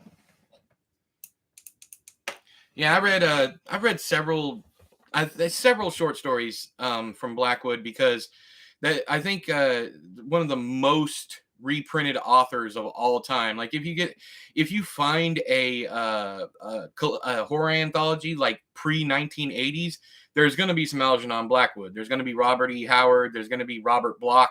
There's going to be, all those authors are going to be in there. It's kind of like the staple. There's going to be H.P. Lovecraft, some Edgar Allan Poe, that kind of thing, as if there were no good female authors back then. I've only read The Willows by Blackwood. I enjoyed it though. Yeah. Willows is the best of Blackwood. Nothing comes close. All right. I'll take your word for it.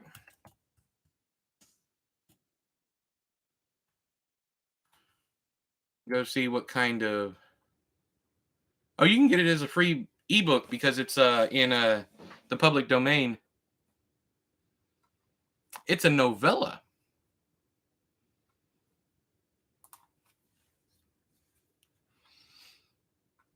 $4.99 for a paperback? Well, yeah, it's only 56 pages. So I will add it to my cart.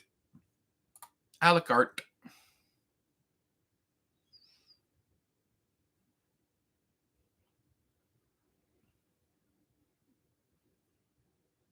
Hello, what's going on, E? But I agree. If anyone deserved the term wordy, it'd be that guy. Yeah, he's wordy to the point of like numbing your brain.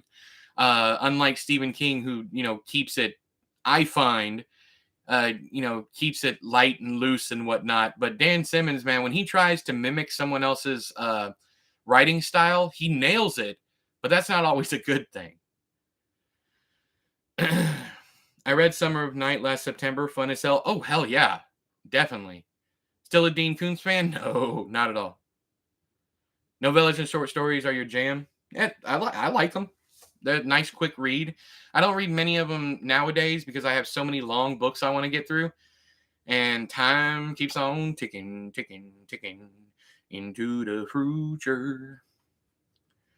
Yeah, Dean Koontz lost me at Ashley Bell. When Ashley Bell came out, I was like, there's just his writing isn't getting any better. He's far more boring than he used to be. It's just like he's going through the motions. He just keeps writing the same books over and over again. There's only like 10 Dean Koontz books, and all the rest of them are rehashed ideas. Now, the same could be said for Stephen King, but Stephen King I still find enjoyable. He's always writing about kids. Someone always has psychic powers. The same thing can be said for Dean Koontz. He always writes about dogs. There's always aliens or a government conspiracy or whatever. And while I understand that's Koontz's niche, I don't like it. Whereas with King, he does just enough stuff different to keep me interested. For a while there, people were putting Summer of Night up there with Boy's Life for coming of age fiction, but I don't hear it mentioned much in the past 6 or 7 years. Yeah, I would agree with that, Chad.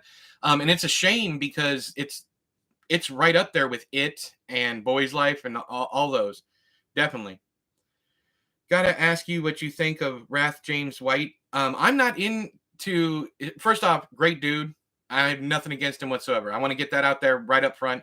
Great dude. But I've never been a fan of that kind of storytelling. Twilight Eyes, Intensity, and Dragon Tears. I'll agree with you. Intensity is good, but I'm kind of biased when I talk about Intensity because that is the last really good Dean Koontz book, and it seems like he's been trying to rewrite that book ever since.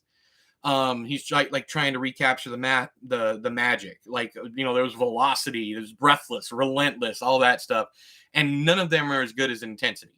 But Twilight Eyes is my favorite Dean Koontz book of all time. Period, hands down. Slim McKinsey, great character. The goblins, all that stuff is amazing, and it's got my favorite trope of all time, a carnival setting. Thank you for turning me on to Dan Simmons, by the way. The Terror is now one of my favorite horror books. Hell yeah. Yeah, King plays or takes risks with his writing, but he's fresh. That's perfectly said, X. And I would add to that's exactly why Dean Koontz isn't, because he doesn't take risks anymore. He follows the same formula. He breaks rules, especially in his series that, okay, perfect example. Spoilers for the Odd Thomas series. If you don't want to hear it, mute your audio now. Spoilers for the Odd Thomas series by Dean Koontz in 3, 2, 1. He says throughout the entire series for 6 books that the dead don't talk. The dead cannot talk. They cannot interact with the real world in any way, shape, or form. And then in book 7, Odd has been writing the entire series from the grave. How are you going to do that? It's ridiculous. It's absolutely ridiculous. Anyways, spoilers are done. Spoilers are done. You can come back now. You can come back. The Bad Place is also great. Yes, and Cold Fire. Let's see here. Bad Place, Cold Fire, Hideaway is fantastic. I love that one. Watchers, Servants of Twilight. I mean, I could go on for ages about good Dean Koontz books, but unfortunately, at this point in time, there's far more bad Dean Koontz books than there ever was good Dean Koontz books. The Voice of the Night. Yes, The Voice of the Night is another one. That's in my top 5. John C. McGinley was great in TV movie Intensity, one of my favorite. Oh, I remember that. I think I liked it all right. Intensity was the last Koontz book I read to about 25 years ago, and my favorite, though I've only read 3 Koontz books, dug them all again 25 years ago. Midnight, I like Midnight all right. That's the one about the computer program, right? Night Chills is okay. I like Night Chills. It's very, very rapey. I read Dragon Tears, Bad Place as well. Like them both, yeah. But yeah, I like Midnight. But that's one of those books, once again, he's been rewriting for ages. I haven't read any Koontz. If you ever read any Dean Koontz books, read Twilight Eyes. What's the Koontz book with that's The Taking, and I like that book. It's one of the only modern Dean Koontz books that I actually like. The Taking with the Seminole Rain. I thought that was great. It was just a rehash of The Mist. But I give Dean Koontz credit because Stephen King has stolen so much from Dean Koontz, it's not even funny. And for him to finally come out and just write his version of The Mist was amazing. I thought it was hilarious. Yeah, try Twilight Eyes, but don't read the second part. Just read up to the point at the end. Once they leave the carnival, and in fact, he didn't add that section until years and years later. The book ends at the carnival section. Telling you that now. Intensity and Twilight Eyes are the best place to start with Koontz for anyone. That's true. But the thing is, they're 2 completely different books. And that's kind of like where Stephen King, comes into play, because Stephen King does can happen scenarios and he does supernatural scenarios. Dean Koontz does that too. Intensity is straight up can happen fiction. It's a thriller. That's all it is. And then you have what was the other one you said? Hang on.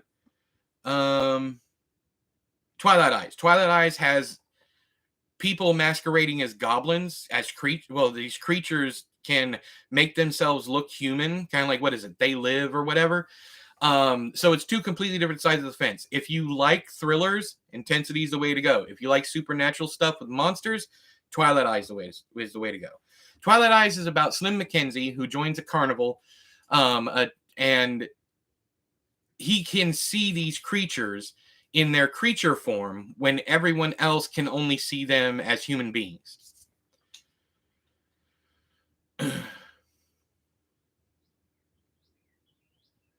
Oh yeah, second half of Twilight Eyes is terrible. There was no need for it whatsoever. It was over. We didn't have to find out that there was this whole cult of creatures and all that. We didn't need any of that information.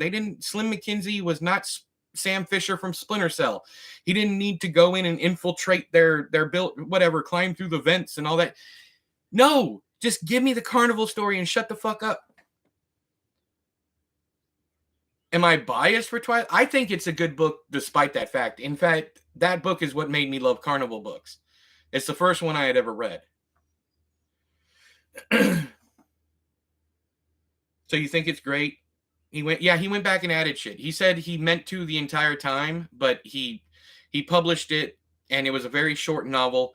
And he's like, let me go add some more to this to kind of flesh out the creatures. And I'm like, no, I don't care. But there are versions of Twilight Eyes that end after the carnival section, and then he tacked that on years later in a reprint. Twilight Eyes is my favorite Dean Koontz book, period. It is my number one. It will always be my number one. Right after that is The Voice of the Night. After that would be probably The Bad Place, then Cold Fire, then Hideaway. Would probably be my top 5 right now as I'm thinking about it.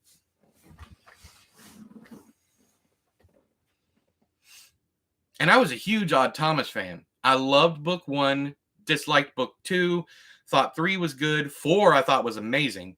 5 was okay, 6 was going downhill, and then 7 was absolutely terrible. What books you loved the first half but then hated the direction it took? For me, False Memory by Dean Koontz. I would say probably Tommyknockers, Dreamcatcher, Billy Summers. There's so many that I could think of where the second half of the book is terrible. How would you rank Twilight Eyes with some of your other favorite horror? It's in my top 5. As far as strictly horror is concerned, it's in my top 5. I would say Twilight, not in no order. The Girl Next Door by Ketchum Meyer, whatever you want to call. Let's see here. The Traveling Vampire Show by Dick Lehman. I don't want to do Stephen King on this list. The Terror by The Terror. I think I'm going to go with The Terror. Summer of Night and Drood were amazing, but I'm going to go with The Terror. Let's see here. There's so many good ones I'm going through here. Man, I'm trying to stay away from Stephen King. Monstrosity by Edward Lee. Now, like I said, we're talking strictly horror here, not literary horror, but strictly horror. And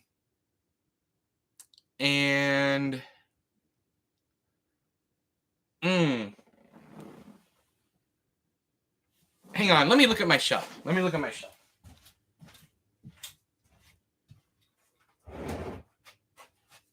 Ah, yes.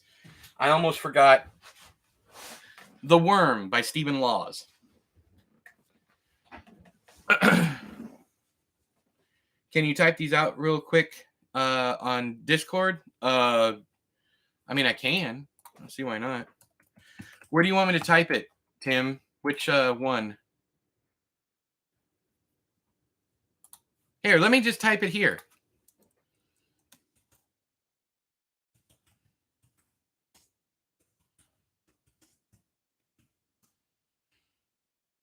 Monstrosity? That's not correct. It's supposed to be monstrosity.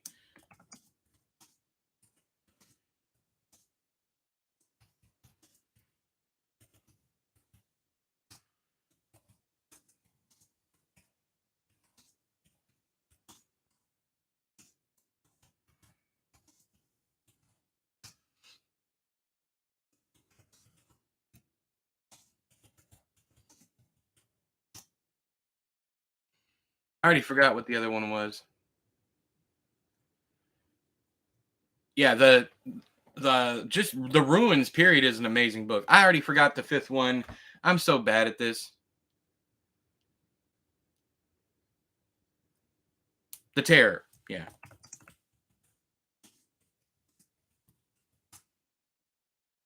Which Straw books are really good? Ghost Story, Shadowlands, Floating Dragon. Those are my favorites from him.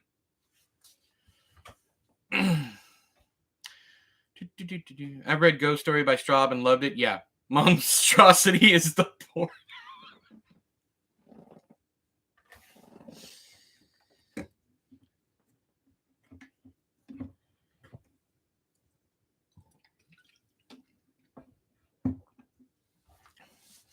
Yeah, I did the Nick Cutter.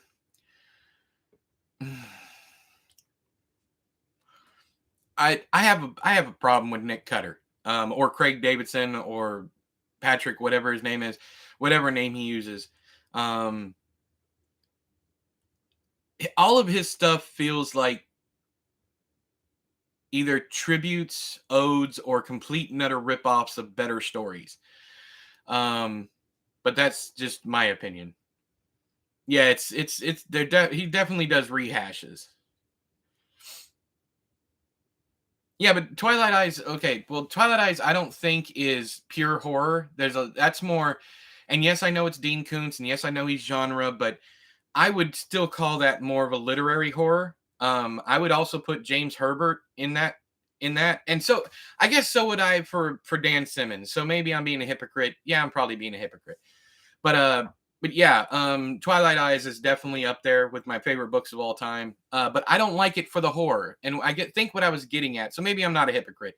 What I was getting at are books that are strictly about the horror, and I think the terror fits into that. I really do. I think it's all about the horror in that. And yes, the language is pretty and all that, but I really feel that that's just like Summer of Night. It is about the horror.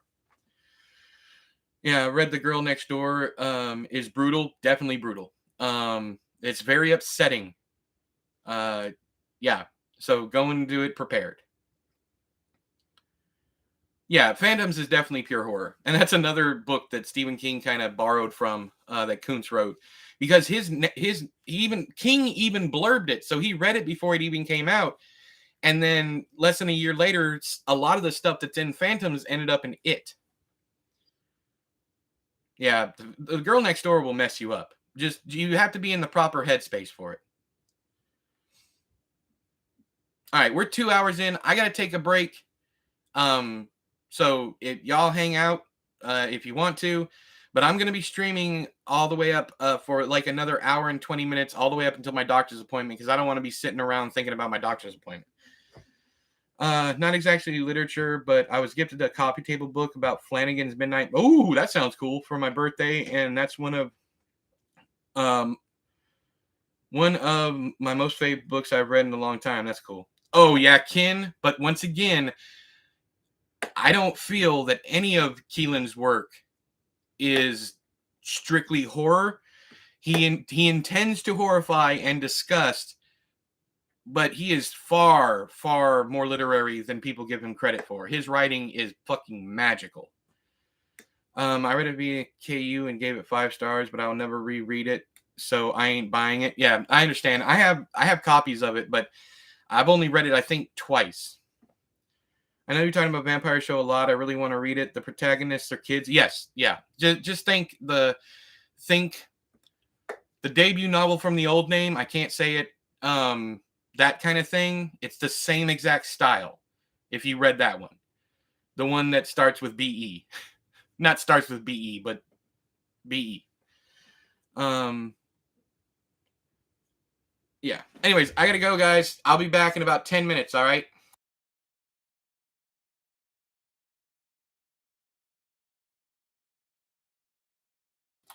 Oh, and if you have mod privileges and anybody mentions the other books or the other name, please remove the comment for me, please. Please, please, please.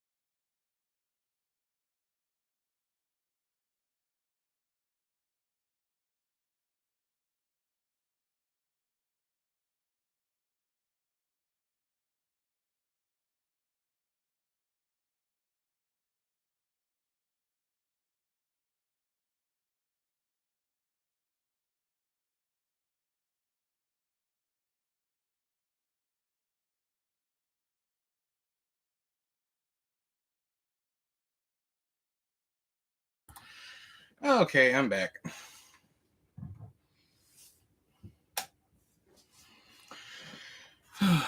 So, let's talk about what books we're excited for coming out. Most anticipated books section. I know, I'm back from break. Yes. All right. Going to.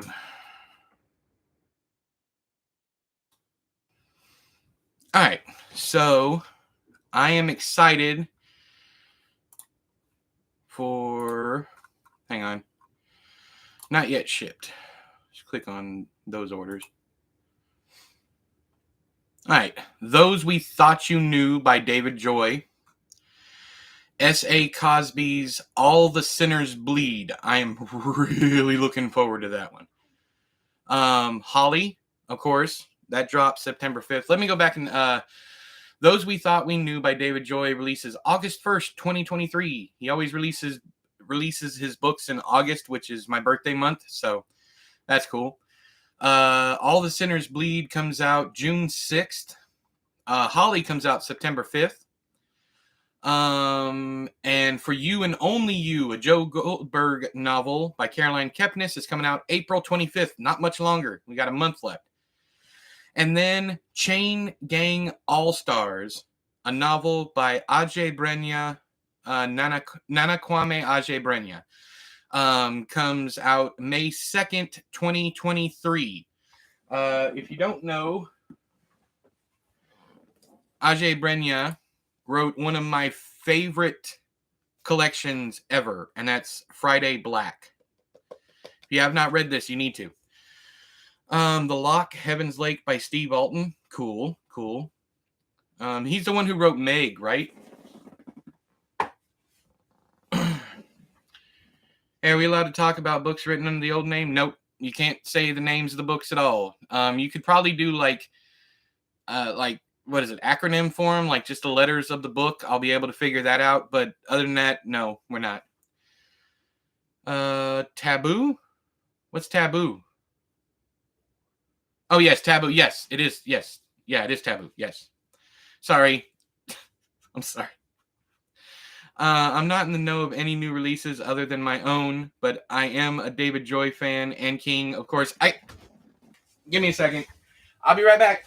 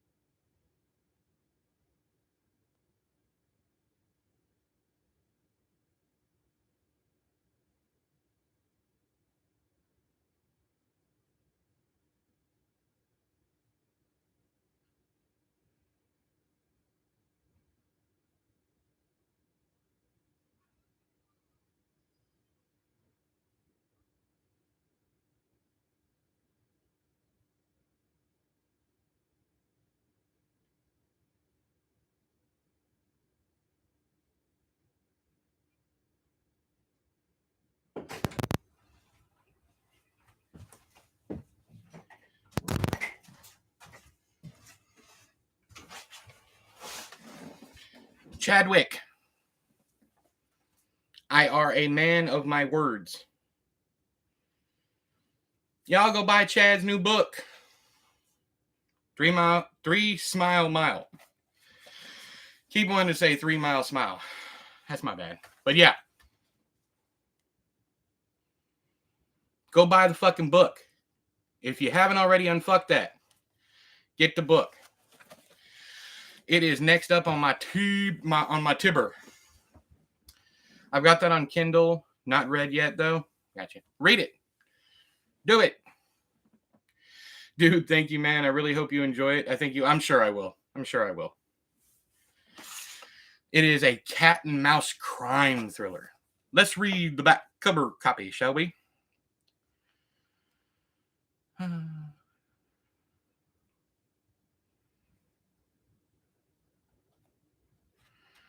Oh, I got Bella Station coming, an ARC coming from Clash Books. Salt Grows Heavy. Oh, yeah. Cassandra Caw. So good. Bella Station is going to be amazing. I'd love anything Kolznick writes. I have not watched Knock at the Cabin, and I have no intentions to. Anyways, let's read about this amazing book here. Glover, Texas, has 3 restaurants, 2 gas stations, and its very own underground crime syndicate. Other than that, the town's about as lively as roadkill. Oh, I love it. I love it.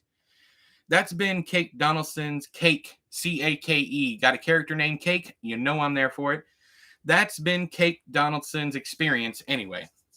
Cake flips burgers at the local diner on Route 66. For the same mouths day in, day out, life is simple. Too simple.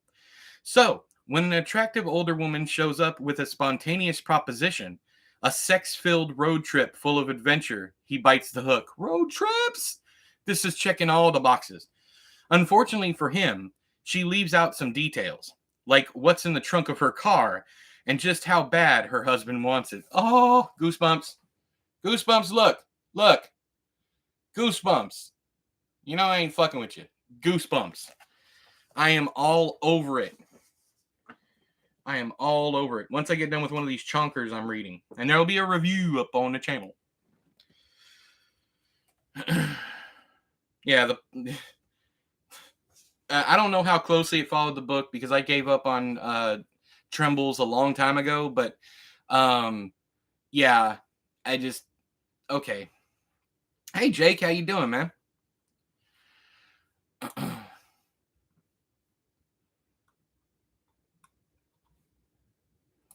Ooh, there's a version of The Willows with the Wendigo out. I might get that one instead. It's only $2 more.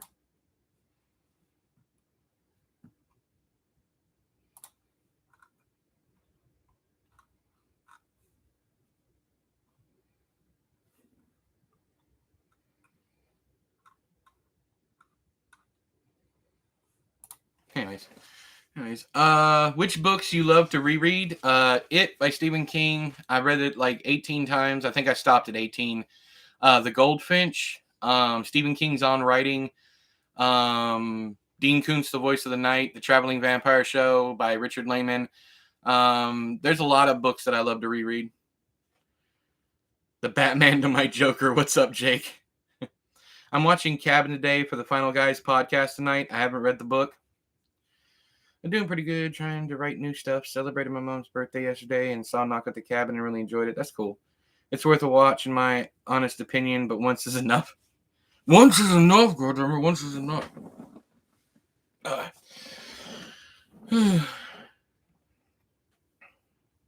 Favorite ever villains? Edgar Vest from Intensity and politician in Dead Zone, clown from It. Yeah. I don't know that I have favorite villains. I'm trying to think. Like, of course, I like Pennywise. I like Annie Wilkes, all that stuff. That stuff goes without saying. Trying to think of someone that I truly, truly loathed.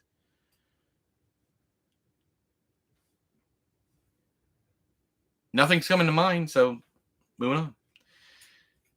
Edgar Vest. Edgar Vest. Edgar Vest. Whatever his name is.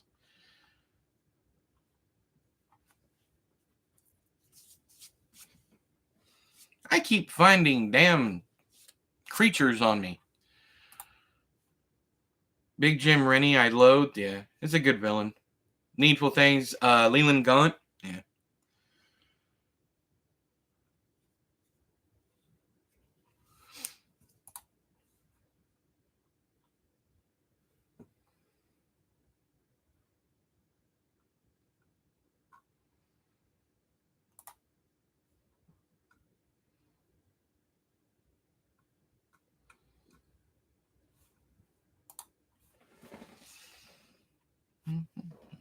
Could be my bias for Revival, but Charlie Jacobs is a pretty great antagonist. Yeah, I'd agree with that.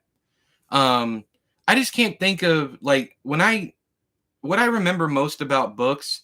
Like I'm sitting here remembering things. I remember the good characters or the kind of shades of gray characters more than I remember the villains because I'm more character oriented. And I can't think off the top of my head like one good other than Stephen King villains, one good villain. And I'm going through all these books and I'm like, I love it when the villain is ambiguous. You know, that like you don't really have a certainty that this person is evil.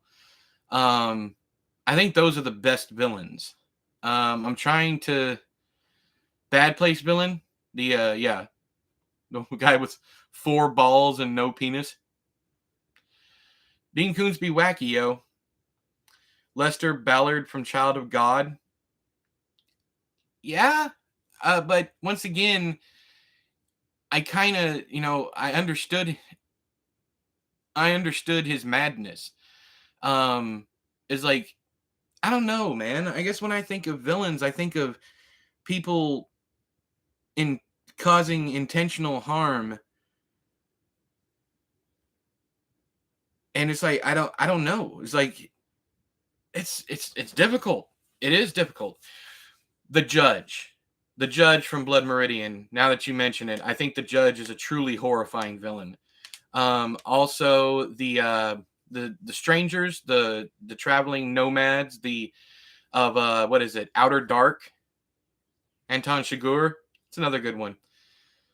Dollarhide from Red Dragon is a fantastic villain. That's a good one. That's a good one. I'd agree with that. But once again, very sympathetic. I know what he did was evil and shit, but what happens between him and oh god, what's her name? Anyways, the poor woman that he ends up falling in love with, what happens between them is a better love story than like any romance I've ever read. But Francis Dollarhide, man, whoo, that was a wow. And even Hannibal, to some extent, is relatable. It's, I mean, I don't know. I guess I'm just a fan of villains, and I don't consider them villains. That's a terrible thing to say, isn't it? But it's true. Which characters broke your heart with their actions? Like, why'd you delete it? There's been a bunch of. I mean, that's what I love to read. But I think the best one is from. Oh man, that's a good one. There's been so many characters who broke my heart. Yeah, great characters are always the most interesting. Which characters broke your heart with their actions? Tragedy. Man, so much Murakami in there. Lewis Creed, of course. I'm trying to think of people other than Stephen King. Invisible Monsters. That one was very heartbreaking at the end. I love stories about people that you think are good who have very dark pasts. I love villains. I can understand some of where they are coming from. Exactly. Yeah. Um, Probably, I think the most upsetting one I can think of is unfortunately Stephen King. Um, and I say unfortunately Stephen King because I don't want to harp on Stephen King, but the father, Jesse Burlingame's father in Gerald's Game, I think she trusted her father so much, and her father was so torn up over the horrible thing that he did to her. And I find that dynamic very interesting. How someone can do something so atrocious and feel so terrible about it, completely ruin someone's life. To the point where I wrote a short story called Untitled at one point in time, and it was from a rapist's point of view, understanding what he did to his victim. And I did I called it Untitled, and then underneath it, I said this is a work of fiction because I think I did so well people might confuse it with a confession, and I didn't want that. So, anyways, but I love characters who do horrible things and feel horrible about it. Instead of like gleefully dance around going, I'm doing horrible things because I love doing horrible things. The only character I've ever written like that, and I can talk about this one because it's under a different name that's and the book's still out there. In Maiden, that I wrote with TC Parker, the character of Nash, probably the most vile character and comedically evil. And I'm not talking he's funny, but he's like over the top evil. And we did it for there was a purpose behind it, but not too many, but a lot of people mentioned that he was too evil, like they couldn't connect with him, and I didn't want anybody to connect with him because he was so fucking evil. But like that movie The Woodsman, I don't know that one. Patrick Bateman is another amazing villain that's just awful. I really liked American Psycho, the movie. The book I couldn't really get through. I've listened to it on audiobook, but I had to force myself because of all the product drops, like the Gucci and the Louis Vuitton and the fancy restaurants and all that stuff. Good picky. That was exactly. That was, but what drew me to that scene was his reaction to what he did. And especially I believe it was in the movie, I remember specifically like him crying or, feeling so terrible afterwards. And it just, anyways. Oh, I've heard about this. I have not seen it, Chad, but I do want to watch it. There's also one with Jackie Earl Haley, I think that's his name, where he plays a pedophile that's trying not to do those horrible things. So he cuts his own Johnson off. And I'm like, that was just amazing. If we're talking about movies, I can't remember the name of the movie, but that scene has stuck with me. Yeah, definitely. Jigsaw's motivation. Did you hear there's a new Jigsaw movie coming? Well, there's a new Saw movie coming. It's going to be 2.5, so it'll happen between part 2 and part 3. Blaze by Stephen King also has a character that fits this theme. Yes, definitely. Little Children.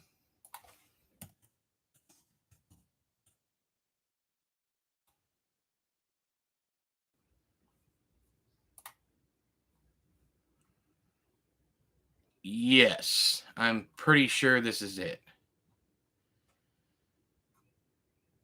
Yeah. I'm watching the trailer real quick to make sure.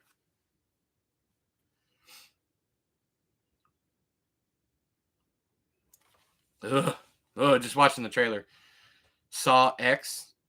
It'd be, yeah, it is part 10, isn't it? Because 8 was Jigsaw, Spiral was 9. Oh yeah, I forgot about that. I did hear about it. Thank you you're welcome. I literally just saw the something online about it today. I think it was a TikTok ad. Not ad, but it was someone talking about it on TikTok.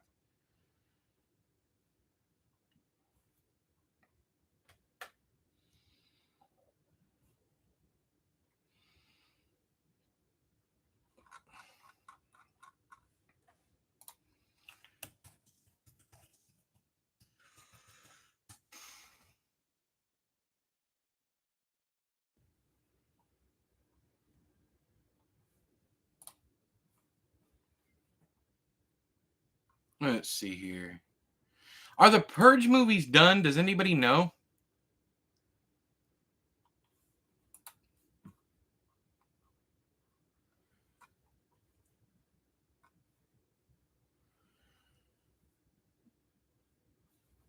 I mean, the Forever Purge came out, and there was a.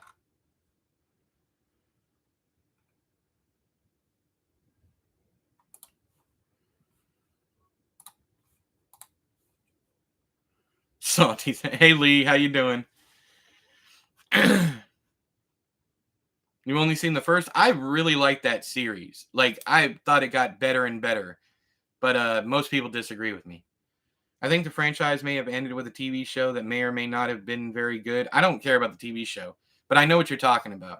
I'm just wondering if the Forever Purge is the last one or not, because I'm a huge fan of franchises. Like when I get them, I'll like watch them at the theater or rent them. But I always wait until the very last one comes out. I screwed up with Saw. I thought the seventh one was done. Ended up having to get the Blu-ray of Jigsaw and the Blu-ray of Spiral. And now there's another one coming.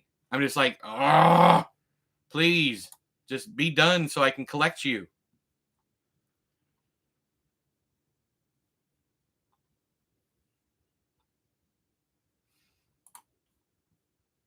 I love getting the box set. Me too, yeah. Which lesser known movies you love? Howard the Duck. Period. Over and done with. Anyone who knows me knows my favorite movie of all time is Howard the Duck, and so few people have seen it, especially the new generation. And most people don't like it. Everybody in here, other than Chad, and he's perfectly fine being wrong. That's all right. But Howard the Duck is my favorite movie of all time. Period. Over and done with. Also, love Liza. I absolutely adore that movie. One of my favorite movies of all time. It's with Philip Seymour Hoffman and two kids that absolutely act their ass off. It's about a dude who huffs gas after his wife passes away as a coping mechanism. And he bumps into these two kids who also huff gas. And the very last scene of the movie is Philip Seymour Hoffman running down the road, the middle of the road in his tighty whities. What more could you ask for? What more could you ask for? And it's Love Liza, Liza. I thought Spiral was a good Saw movie. It wasn't a good movie, but it was a good Saw movie. Howard the Duck, ain't no way to conceal it. Shot an arrow straight through my heart.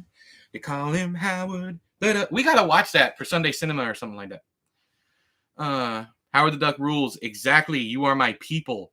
Road to Perdition. The Tom Hanks movie is a great lesser known movie. Good to hear Love Liza get some love. A favorite of mine, you'd probably like Florida Project.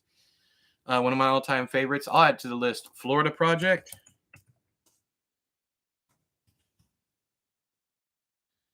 Is it The Florida Project with Willem Dafoe?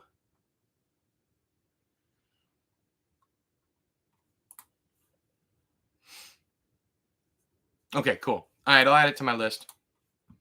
Done and dusted. Thank you very much. Colin Howard. Now I got the song stuck in my head. A Simple Plan. Yeah, A Simple Plan. Yeah. Good movie. Good book, too. Whatever happened to Scott Smith? Inquiring minds want to know.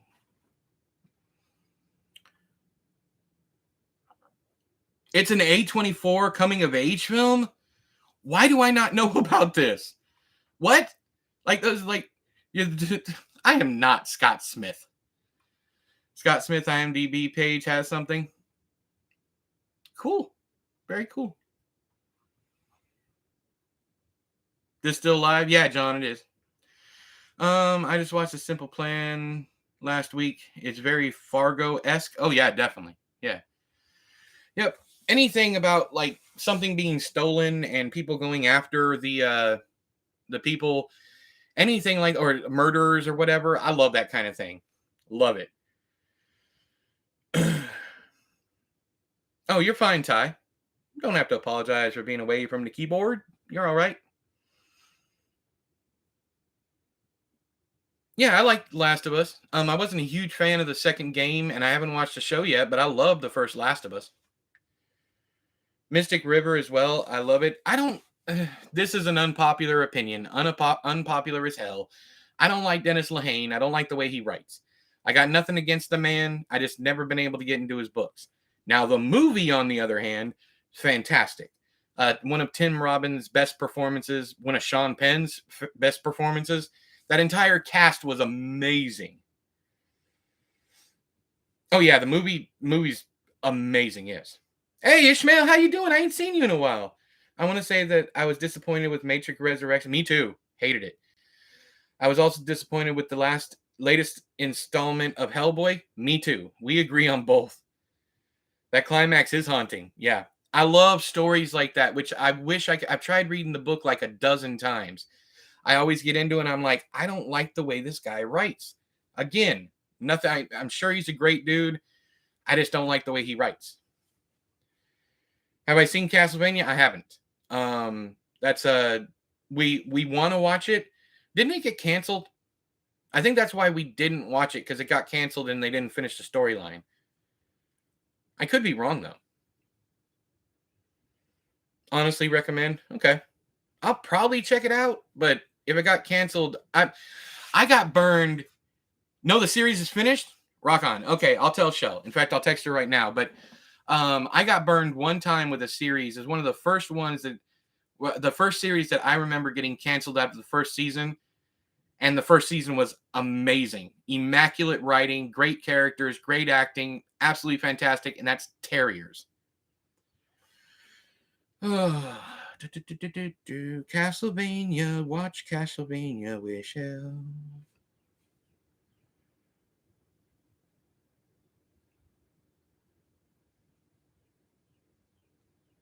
Watch Castlevania with Shell because the series is finished.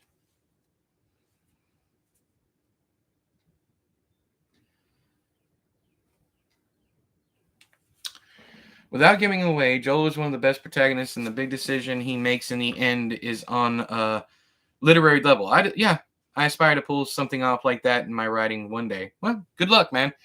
I'd agree with you. It's very literary. That storyline for the first one, even the second one, goes into some very deep literary stuff. But I didn't like much of the gameplay and much of the sections in Last of Us 2. Paris, Texas is one of my favorite movies. I don't know how little known it is, but it's one of Harry Dean Stanton's only starring roles, and he's great. I saw that, I don't know how long ago, but I remember enjoying it. You do, Brian? That's fine. Yeah. From what I've stayed away from the series for two reasons. First off, I like to wait until the end of something. I don't know if it's a limited series or not, but I like to wait to the end of something to watch it. Also, the second thing, I also don't watch anything during hype. So that goes into the reason number one. The second reason is I've seen some side-by-side comparisons that are one-to-one with the game. If I'm going to watch a movie, I want a different story entirely from the video game. I don't want, especially a cinematic masterpiece like The Last of Us, that is a movie unto itself. There's no reason to have that live action. That's how I feel. You can feel differently. There's going to be a season 2 of the show. I'm sure. Yeah, I was sure it would. Never played Last of Us, but I did start playing Fallout 4 a few weeks ago, and I can't get away from it. Oh, that game is so fun, but it got trashed when it first came out because they leaned so hard into the combat. The first-person shooter aspects.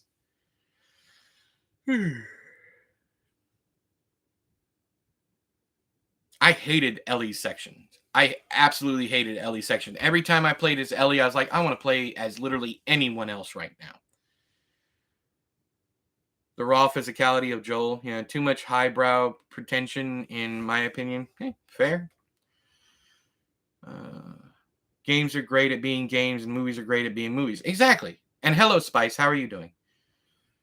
Another game. I think the show was really well done. It's not a direct adaptation the entire time. It does depart from the game at times, but I thought it did so pretty well. Yeah, but I saw a side-by-side comparison with the ending, him carrying Ellie, and I was just like, if it's the same story with the same ending, what is the point? What is the point? Do you recommend squeezing writing in work schedule? What do you mean? Like on your lunch breaks? If you mean that, fuck yeah, I do. Whenever you have time, be writing. Always be writing. Even if you're just thinking about it. I'm looking for a book similar to Silent Hill. Any suggestions? I know I've read something like this. I'm going to have to think about that, Lee. Oh, I haven't read... I didn't even finish Song of Ice and Fire. I'm not a... Yeah, Clive Barker for Silent Hill. That would work. I would think that's pretty close, especially something like the Damnation game or Cabal or maybe The Great and Secret Show.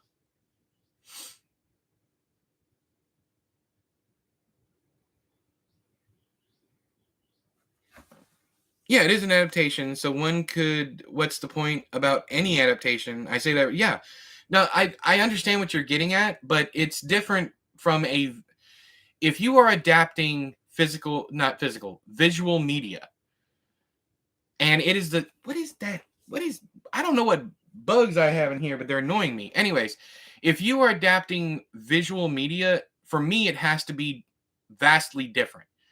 Like the characters can't even be the same. I'm one of the people who absolutely love that Resident Evil series on Netflix. When me and Shell and my oldest love that Resident Evil, the one with Lance Reddick, may he rest.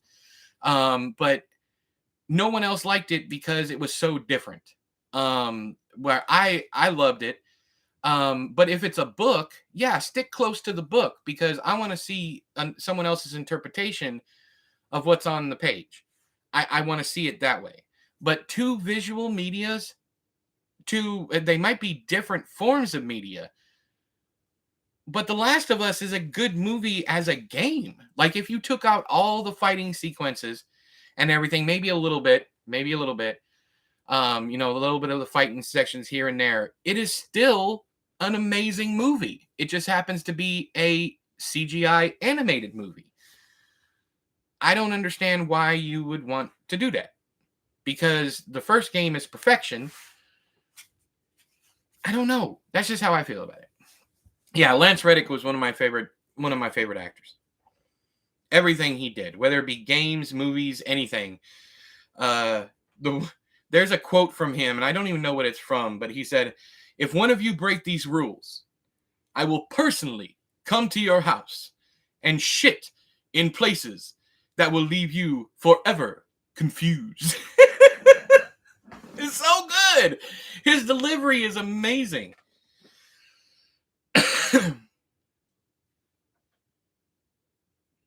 Thoughts on Joe Hill? I got all his books. I mean, but his last Fireman, Strange Weather, and Full Throttle all sucked in my opinion.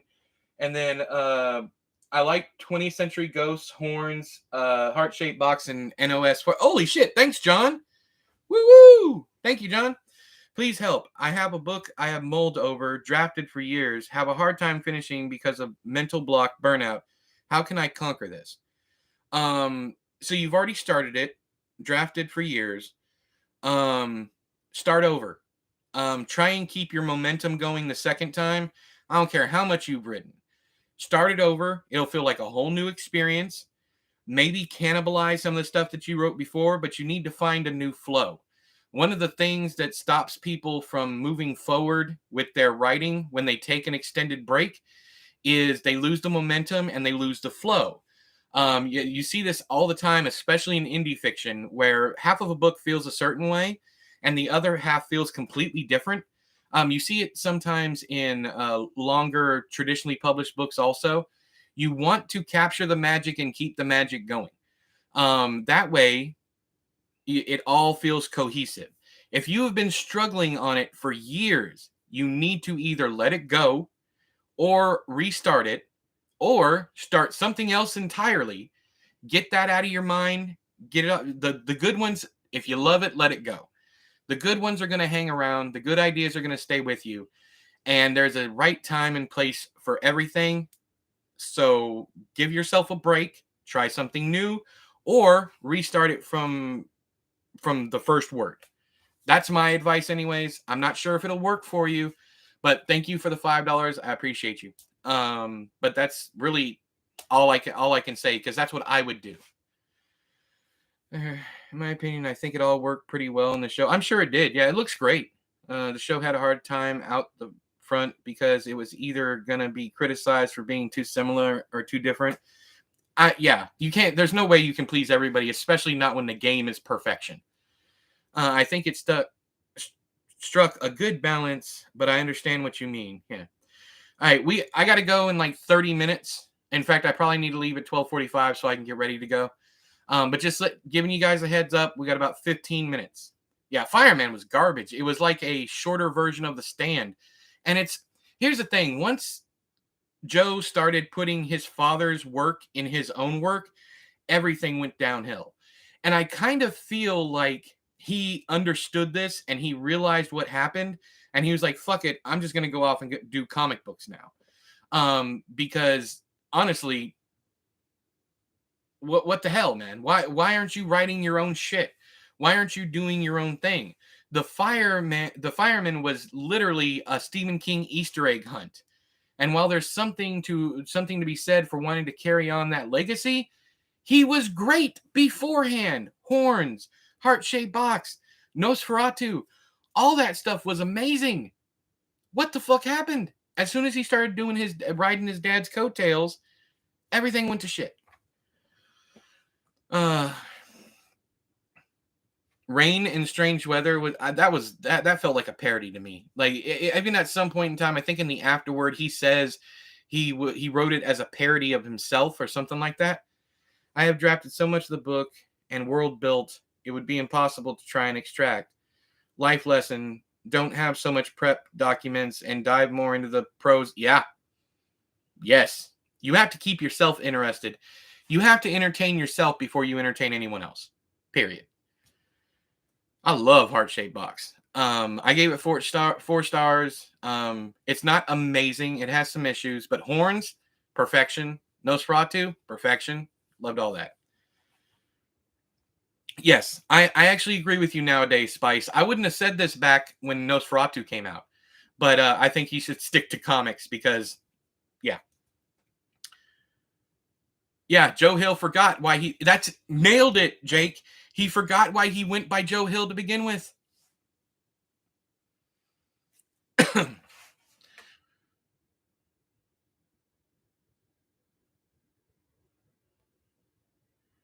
All right, I'll look that up, John. Thank you. I've only ever read his comics. Lock and Key is enjoyable. I have the, well, I don't want to take it down, but I have the collection up here. I've shown it off on the channel before, but he needs to stop reading his father's work. I don't think that'll ever happen because he's one of his editors. He always the King passes everything on Joe to read.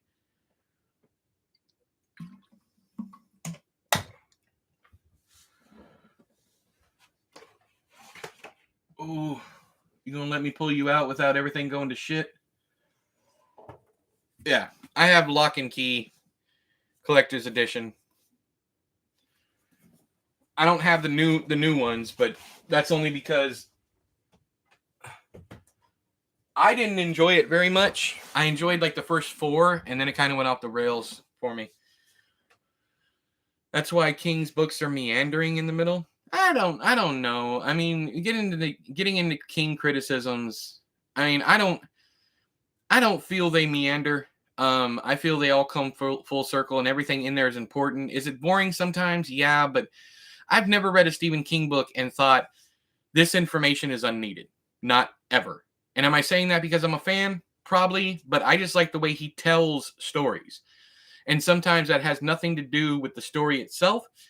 It's just how he wrote it, I appreciate and I really get into because I'm a fan of literature and narrative and theme and character and those kind of things. I could give a shit about plot. I have read 1,000-page books that have no plot whatsoever. It's just a bunch of slice of life stuff from characters like 1Q84 by Haruki Murakami. No plot whatsoever. There is no plot to speak of in that book. Killing Commendator or Commendatori, whatever you want to call it, is another one. Most of Haruki Murakami's books have no plot, and if they do, they are very small editions. I'm speaking in general, not telling the master what to do. Yeah. Hey, how's it going? Do you want me to call you by your name, Terror Fiction? I don't know if you want me to call you by your name or not. I haven't read Hill since Horns. I found it okay, but I realized I was reading him for who he was and not what he was writing, and I haven't missed not reading him since. Hey, that's fine. In the same way, I don't need a plot. Yeah, I'm in the same way. I don't need a plot. I love characters and everything else, especially characters. With what king I have read, I love that about his stories. Yeah, definitely. Tony's cool. Okay, I was gonna call you Anthony, but yeah, okay, I'll call you Tony. There is another Tony in here sometimes, Uzumaki clan. So if he's in here, I might just call you Terror, but he's not in here right now, I don't think. Do you have one work you consider to be your magnum opus? Yeah, but no one will know it. It seems in writing, it's kind of good to churn a fair amount of stuff because one of the darts may actually stick. Oh yeah, definitely. Yeah, that's why I write as much as I can, as much as I do. You saturate the market and you hope one of them sticks. I've been lucky a couple times. I think of I have no mouth, but I'm yeah, that's funny. That's funny you bring that up because I was just talking about Ellison earlier. It's not his book. It's a book of quotes from him called Bugfuck.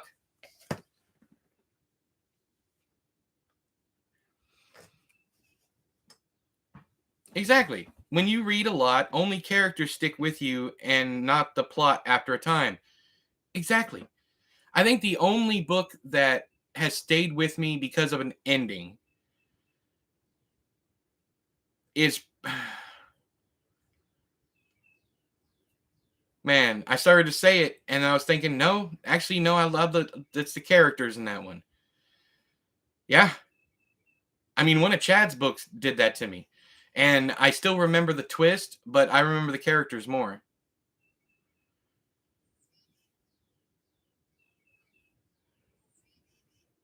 That happens all the time, Lee. I'm not going to read it, but yeah, that happens all the time. It's like whenever I say something people don't agree with, the very first thing they do is talk about my weight. I find that absolutely hilarious because you're literally conceding the battle right up front. It's like the only thing that you can think of to say after I've owned you verbally is, "Oh yeah, well you're fat." It's like, "Yeah, I am." Are you going to reply to what I said to you? Because you're looking really stupid right now. Oh yeah, Revival, yeah. Revival had a great ending, but I mean, it was oh yeah. That ending still bothers me to this day. But I remember, Jamie, I remember Charlie, I remember all that stuff. I remember the carnival. I remember all that stuff, but I don't the rest of the plot, other than like the mother, not the mother, but the wife and child dying. I don't remember much of the plot, but I remember those characters vividly. Tips on balancing reading versus writing. Certain times of day you try to do either. So hard for me to do both in one day significantly. Then don't do it significantly. Write 300 words, read 10 pages. What's wrong with that?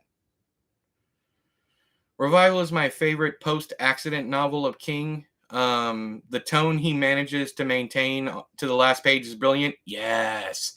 And you know what I like the most about Revival is that it is so short because he's trying to describe the fleeting nature of life, how quickly life goes by, and how it is reduced to those defining moments in our lives. And some people say it feels rushed. Some people say I wish he went into more detail, but that's not the point of that story. The point of that story is how short we are here and how we should embrace life instead of basically chasing rainbows. You have more energy than marathon runners? I I gotta delete your comment. Can't use that name. Sorry. I loved Revival, but I can't remember the ending off the top of my head now. But the characters and just the feel of the book has stuck with me. Yeah. Fair Extension is a really cool story. I really, really like that story. What is his name? Lived or something? Livid? I can't remember, but I remember that story being very special. And I know I don't want to give spoilers, but I really like how he did that. That Faustian approach. I loved it. Elvid, that's it. Thank you. I don't know why I said lived. Elvid. Elvid.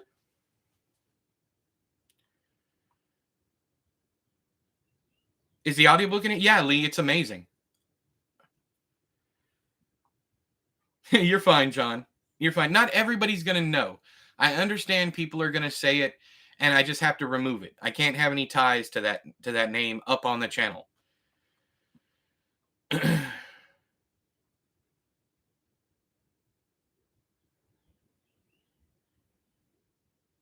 1922 bored you? I thought it was a fantastic story, but I mean, to each their own, for real.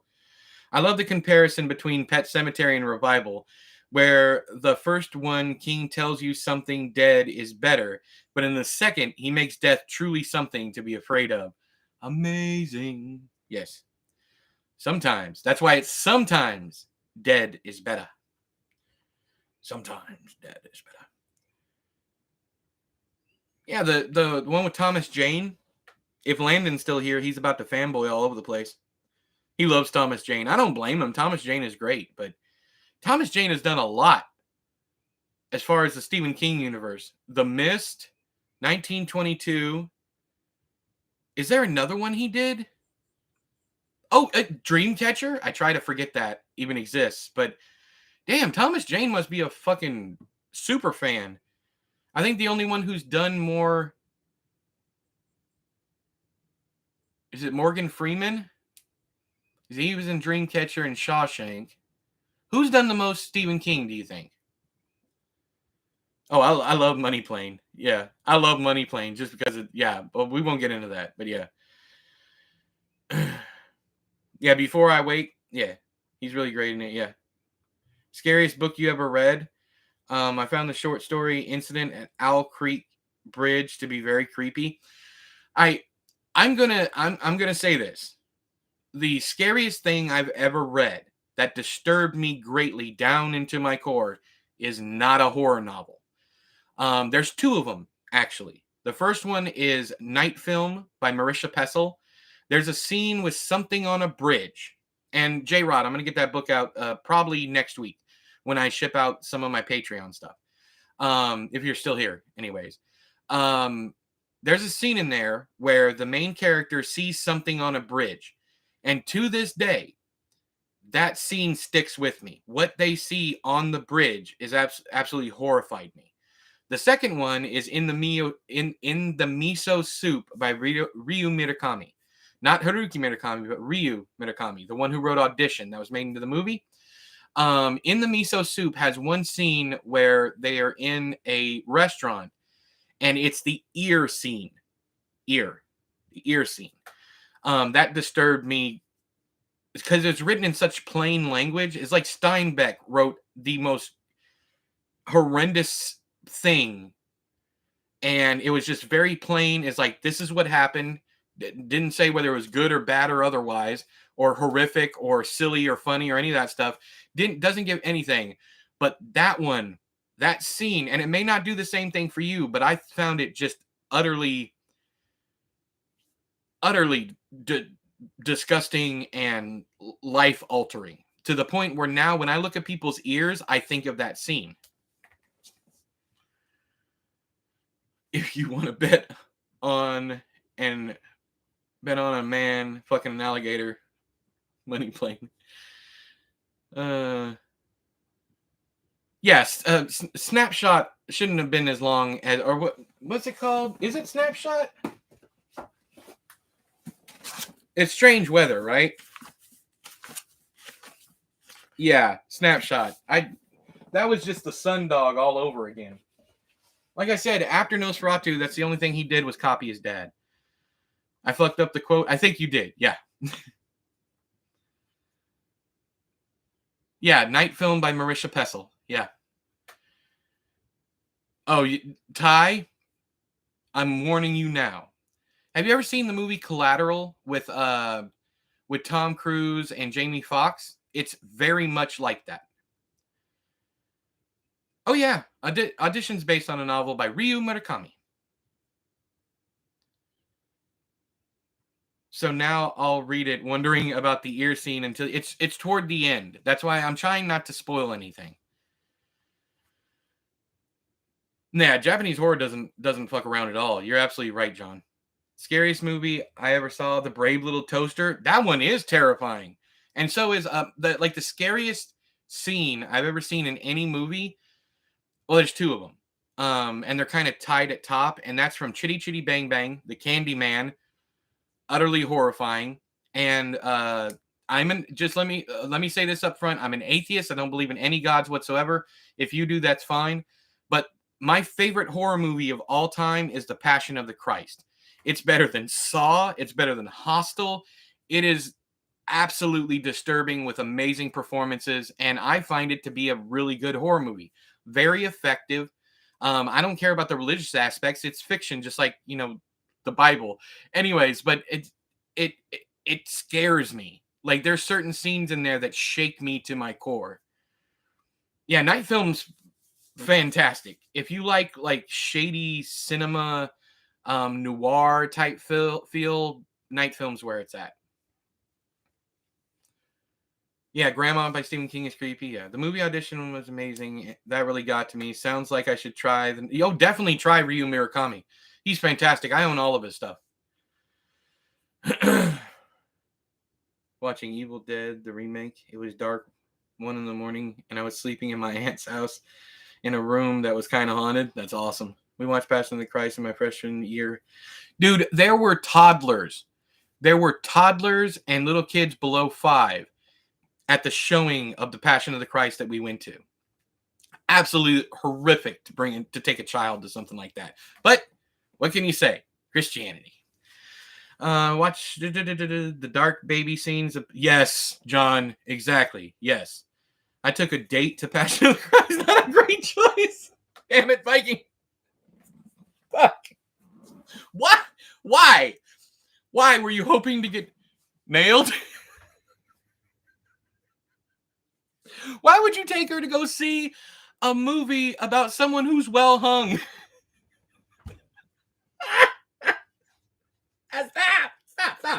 Stop it. Stop. You're being disrespectful. Fucking stop.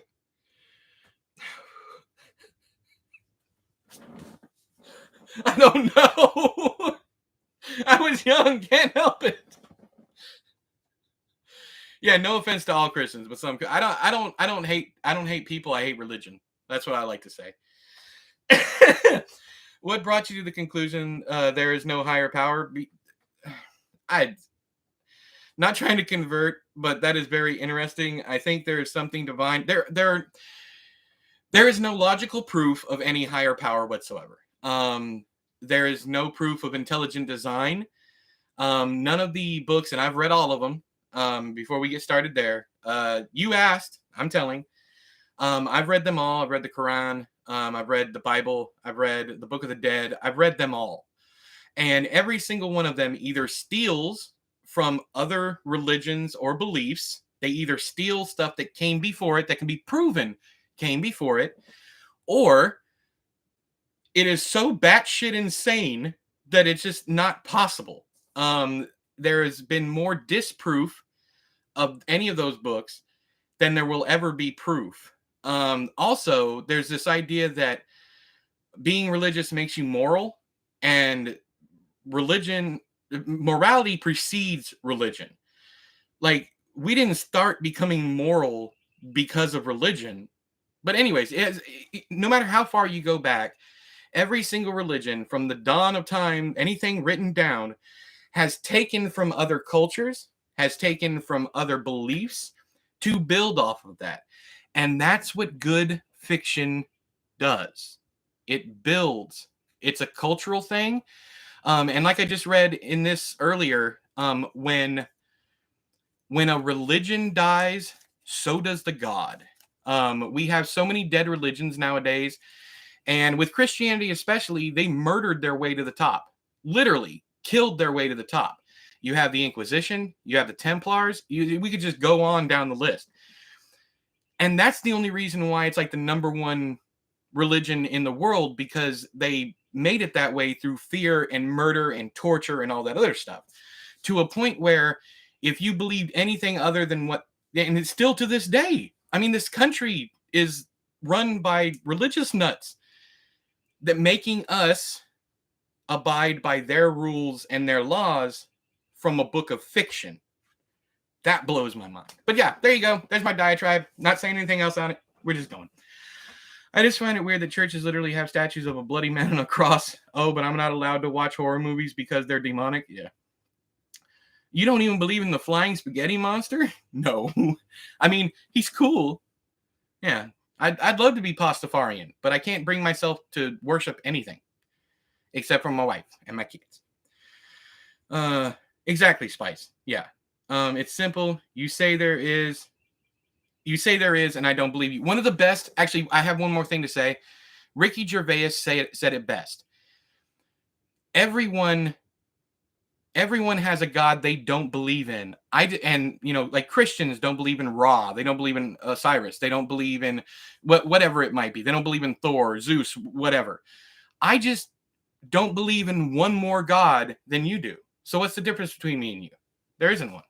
Or the chair. Oh hell, but the chair isn't a religion. It's a state of being. And I've thought about this quite a bit when I decided to change the channel to Church of the Chair, where we celebrate all the things we do while seated. I read sitting down, I play games sitting down, I watch movies sitting down. It just all fit. So if I'm going to worship anything, and I'm not worshiping it, don't get me wrong, we're not starting a fucking cult here. No Kool-Aid, no Jim Jones, no Waco, none of that stuff. But if I'm going to worship anything, I'm going to worship something that has an actual effect on me. Period.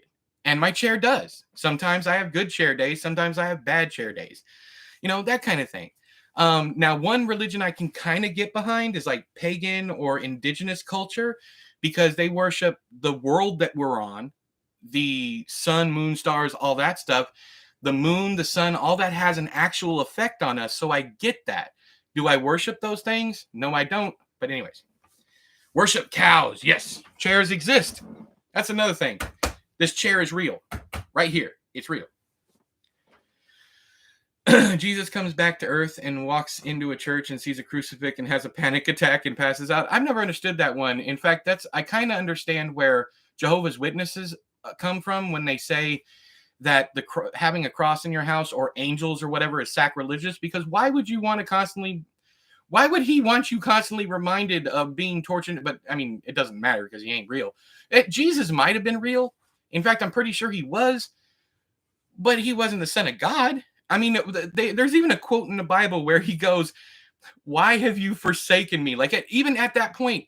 And if Christ is God in man's body, a God in a man's body, if he's a son, why would he ask himself why he's forsaken him? What?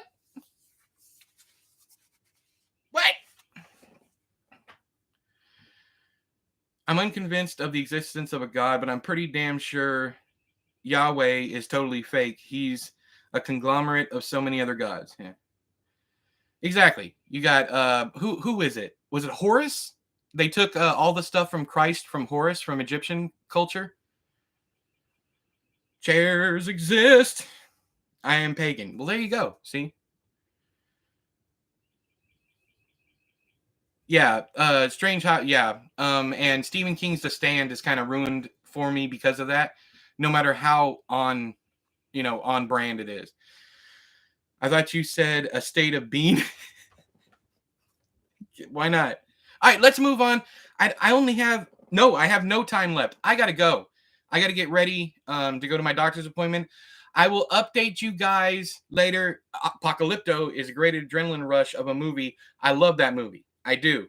Even though I hate Mel Gibson now, and I'm not going to explain it. I'm not going to get into that. But yeah, I will update you guys later. I got sidetracked and I'm about to miss my appointment. Anyways, love y'all. I will talk to you later. I will update you all after the appointment and let you guys know. It might not be today, but I will come on the stream and it'll be called Health Update. So if you see that, make sure you tune in. Love your faces. Bye.